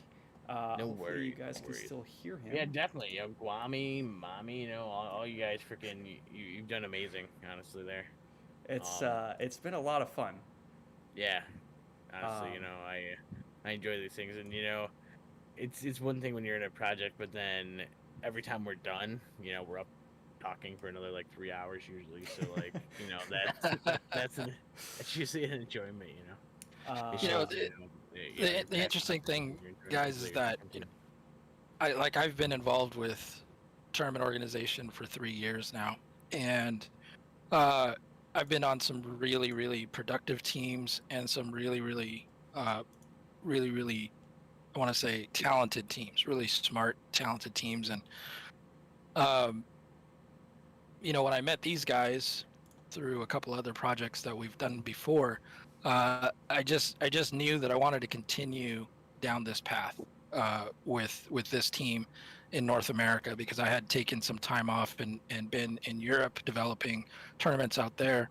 And so I was really excited to get back to North America, where I'm from, and start developing tournaments again. And found this group of people with common goals, and quite honestly, like a real love of the game. Like, um, and not just playing it. We all play it, but we are not the players that you're going to be seeing on on these streams, right?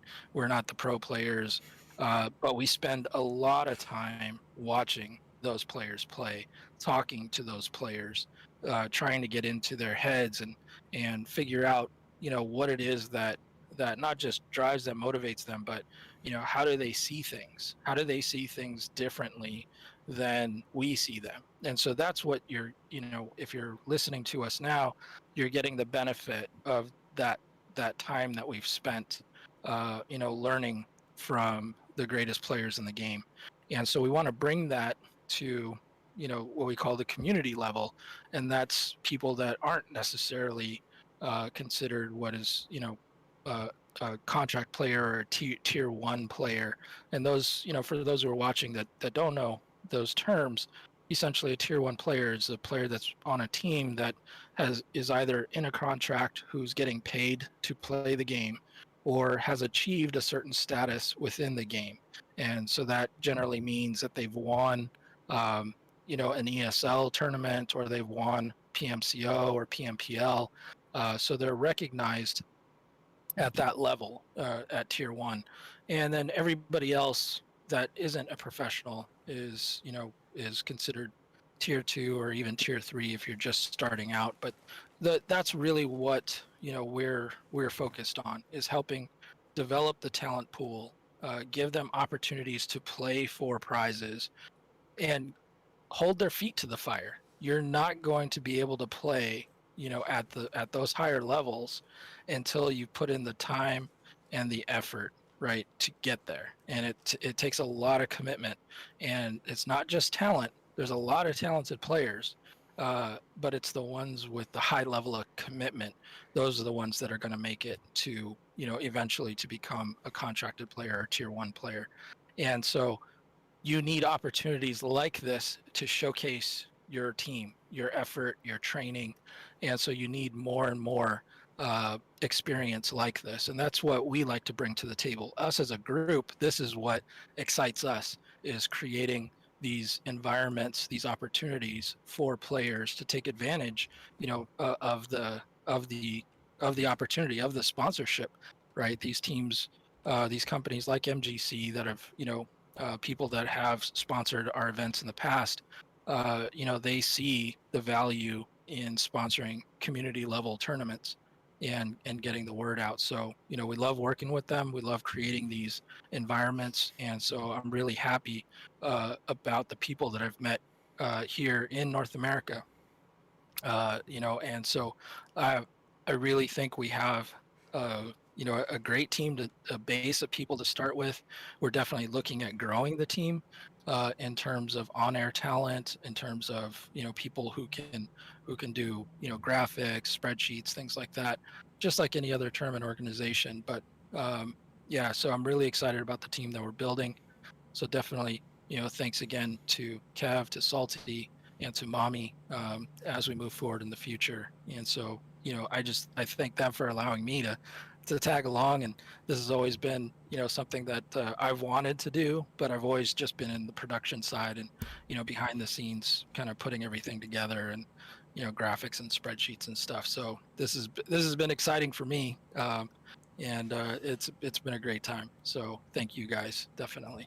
I just gotta say, like, I remember me and Salty doing week one there, and like I said before that last match, like, I really do take notes whenever Guami is casting or talking or anytime we're in a VC together, you know. Really smart dude, and I'm glad he was able to cast with us because I think it's a lot better than I could do, and that's the goal, you know. We want to do high quality productions and bring events and stuff like this to the community, for the community. We did also drag Mommy into the call. Mommy, if you just want to say hello real quick, you know. No. Mommy. Yeah, that's Mommy. She was behind the scenes today as well, doing all the scoring and stuff. So huge thank you huge thank you to you for that. I can't talk. Let me just for a second, show Mommy off to the audience. So I've met a lot of people through this game, and I don't think I've met anybody who is as animated, excited, and motivated as Mommy is. I've heard a lot of people say, "Oh, we should do this" or "We should do that," and they're waiting for the team to do it. Mommy just does it. Like that's one thing I've always known about her, is that as soon as she gets an idea into her head, whether you're on board or not, it's gonna happen, right? And she'll update you, and she'll allow you to join if you say, "Oh wow, you're doing all this? Okay, let me jump in." But she's not going to wait for you to start it. She's just going to go and do it. And that's one of the absolute things I love about her, is that she'll have an idea and she'll just run with it and see if it works. And if it works, she'll keep running with it. And that's, I've seen her grow a couple of different organizations. I know she started out in Snaps. For those of you watching, if you don't know what Snaps was, it was started basically by Space Station Gaming, and it was a huge draw. It was one of the biggest scrimmages in North America.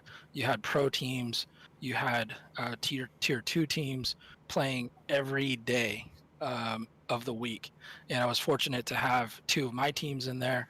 And it was an amazing experience because we got to play against the top 16 teams in the United States, or in North America. What's that? It was actually picked up by Space Station Gaming. It was made and created by Daxi and Sixless. That's correct. That's correct. I did forget about the genesis of that, but yes, it got picked up. So. It did get picked up, by a big name, obviously, in Space Station Gaming. But it gave an opportunity for teams, like my team, my organization, to come in at a tier 2 level and work our way up until we were playing in Division A. When we got the invite to play Division A, it was huge for us because we were playing, again, the 16 of the top teams in North America. And so it was a huge learning experience for us. And that, catapulted us into other things. And so that was, a great experience. But again, it was a group of people that decided, hey, let's do something for the community. Let's give them the opportunity to showcase their team's abilities, their team's commitment level, and allow them to grow and to be showcased. And that was, in part by people like Mommy that decided to do that. And from there, she just kept doing it with other organizations. And now we have NAS, the North America Scrims, which was kind of born out of Snaps, a few years later. But it's the same thing. It's giving people an opportunity, daily practice. And if your teams aren't in it, grinding away, what are you doing, right? Don't even think about tournaments until you're grinding in scrims. Tournaments, if you're not getting into a tournament to win it and actually have a game plan to win it, don't bother. Go back to scrims and grind scrims every day, because that's how you're going to walk into a tournament and actually have a legitimate shot at winning it. So anyway, I did want to just put that out there. Thank you to Mommy for, really putting all of this together. She's always the force behind it. She took an idea that I had, a long time ago, and she rebirthed it. She gave it new life, got the sponsorship and all of that. So, hats off to her for all the work she does behind the scenes. Thank you, Kwame. You just made me blush. Thanks. You're I welcome. gotta say too, like I've met I met this whole crew here actually that I'm working with now because of Mommy. Way back in the day, I played in Toxic Tuesdays RIP on a team actually, and then one week they lost their caster, and she just reached out to me. She's like, "Hey Kev, we lost our caster. You want to stream?" And I'm like, "Sure." And the rest is history, I guess. Did that, started doing Battle of the Sexes, you know, and ask community tournaments, all that stuff. And it's been a lot of fun, and like Guami has been saying, like she puts in so much effort for the community in all these events and stuff. And I honestly don't know how she does it. I I definitely couldn't. So mad respect to you, Mommy, for all that, and thank you for everything you do for us. Thank you, Kev. But Yeah, For absolutely. sure. It's a lot of work, you know. Yeah, I give props out to everyone on the backside of that. Like, you know, it's one thing for you guys to join with a team and do all that, but you know, to see what people do on the backside, especially to give you these like live updated scores, like that right there. How I many think, how many things, how many scrims and that's stuff the or sleep events part and for a stuff lot do you of see with live scoring like that, so you know your placement after every single game and where they get them out this quickly, like literally yeah, during the usually you stream? get what, like a 24. We'll let you know tomorrow. And just come back tomorrow. Nah, we don't do it like that. But yeah, I mean, so much effort has gone into this, and I'm honored they asked me and let me be a part of it. And huge shout out to the whole team here, Salty, Guami, Mommy, everybody. It's a lot of fun. But I know we still have some players here, so real quick, we are going to jump over to scores. We do have the final scores as of game 12. So again, reminder, we only have 4 games left. This is the end of week 3 here, and we'll jump it over and take a quick peek at this real quick. And it kicked me off the slide. There we are. All right, league points for the guys are over 1,006. Females at 644. League kills, guys are up to 439. Females at 239. The fraggers, again, 15 for the females and 31 for the guys. FPG Verge, again, not really much of a surprise there, 11 on top.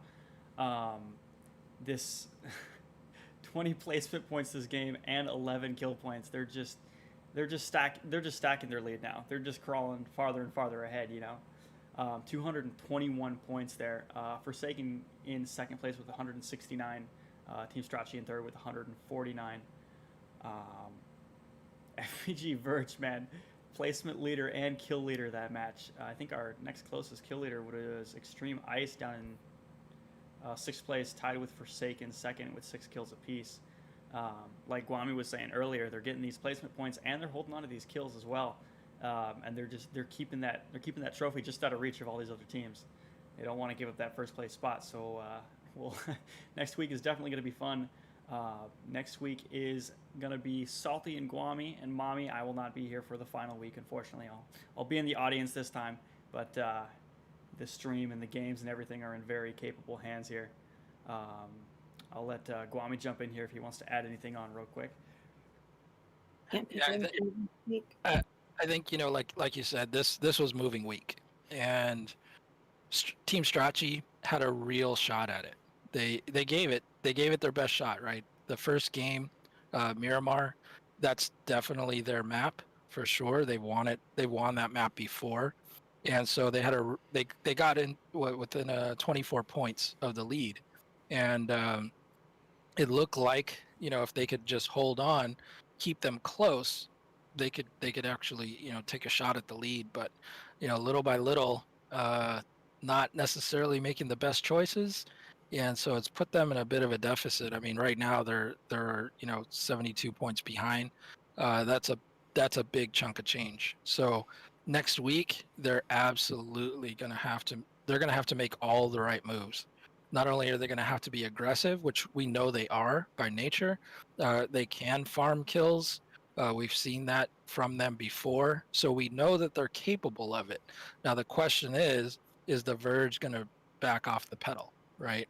Is Forsaken going to give them an opportunity? Because not only do they have to worry about the first place team, then now they have to worry about the second place team. So they have to go head hunting. They've got to go back to the VODs. They've got to look at where the Verge lands. They got to look at where Forsaken lands, and they've got to take them on. if they have any hopes of winning this. So right now they're in the cash, the last cash position. They definitely don't want to drop out of that. But if they want to win this, which we know they do, they're going to have to be aggressive and they're going to have to headhunt. So they're definitely going to have to map out where Verge and Forsaken drop. So that, definitely looking forward to that next week.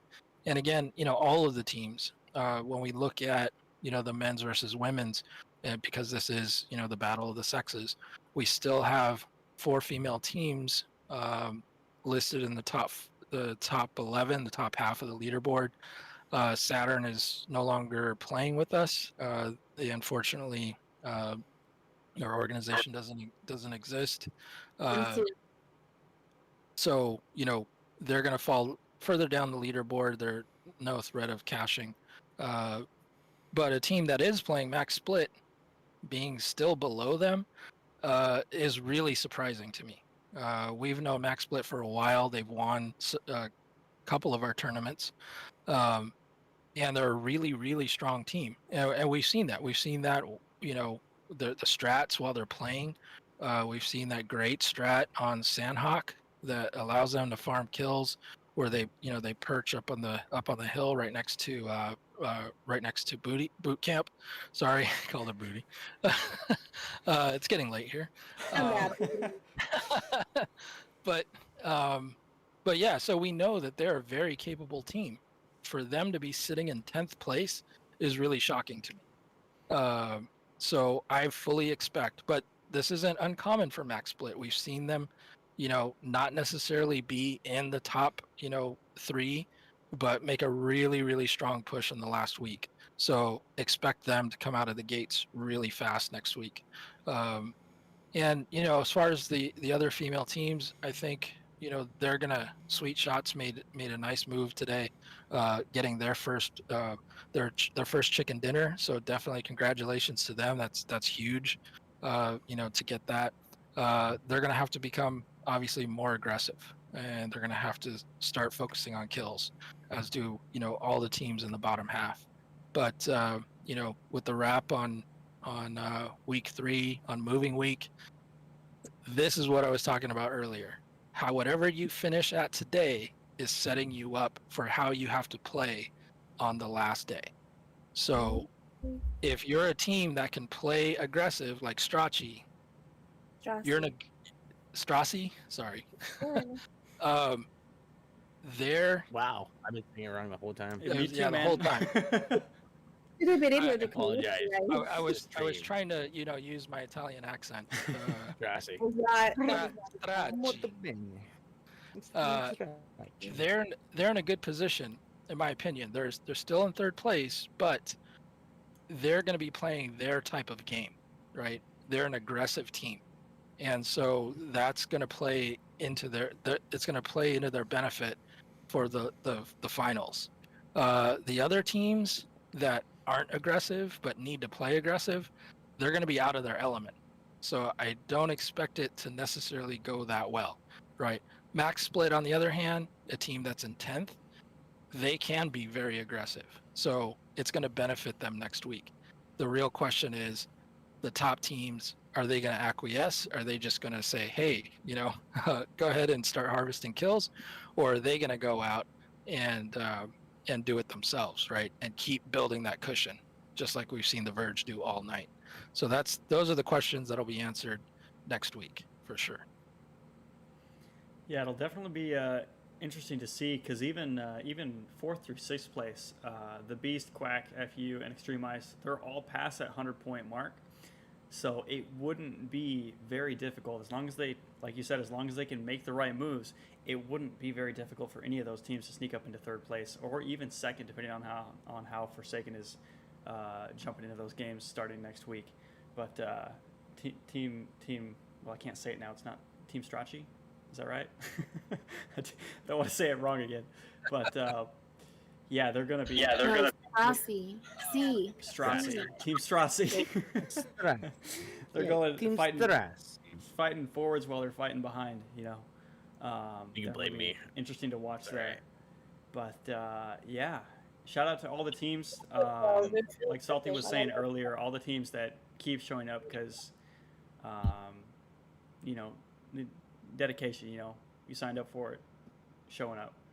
We really appreciate it, and it makes the whole event possible. You know, and again, huge thank you to Mobile Gaming Corps for sponsoring us. All the amazing products. Make sure to go check it out. MGCgaming.com. Claw Socks, Glacia, the Ping Pro, any of that stuff. I still have more code. I have a bunch of codes here, so here's another one if someone can grab that. You know, MGCgaming.com and look at their products. yeah. I'm still there.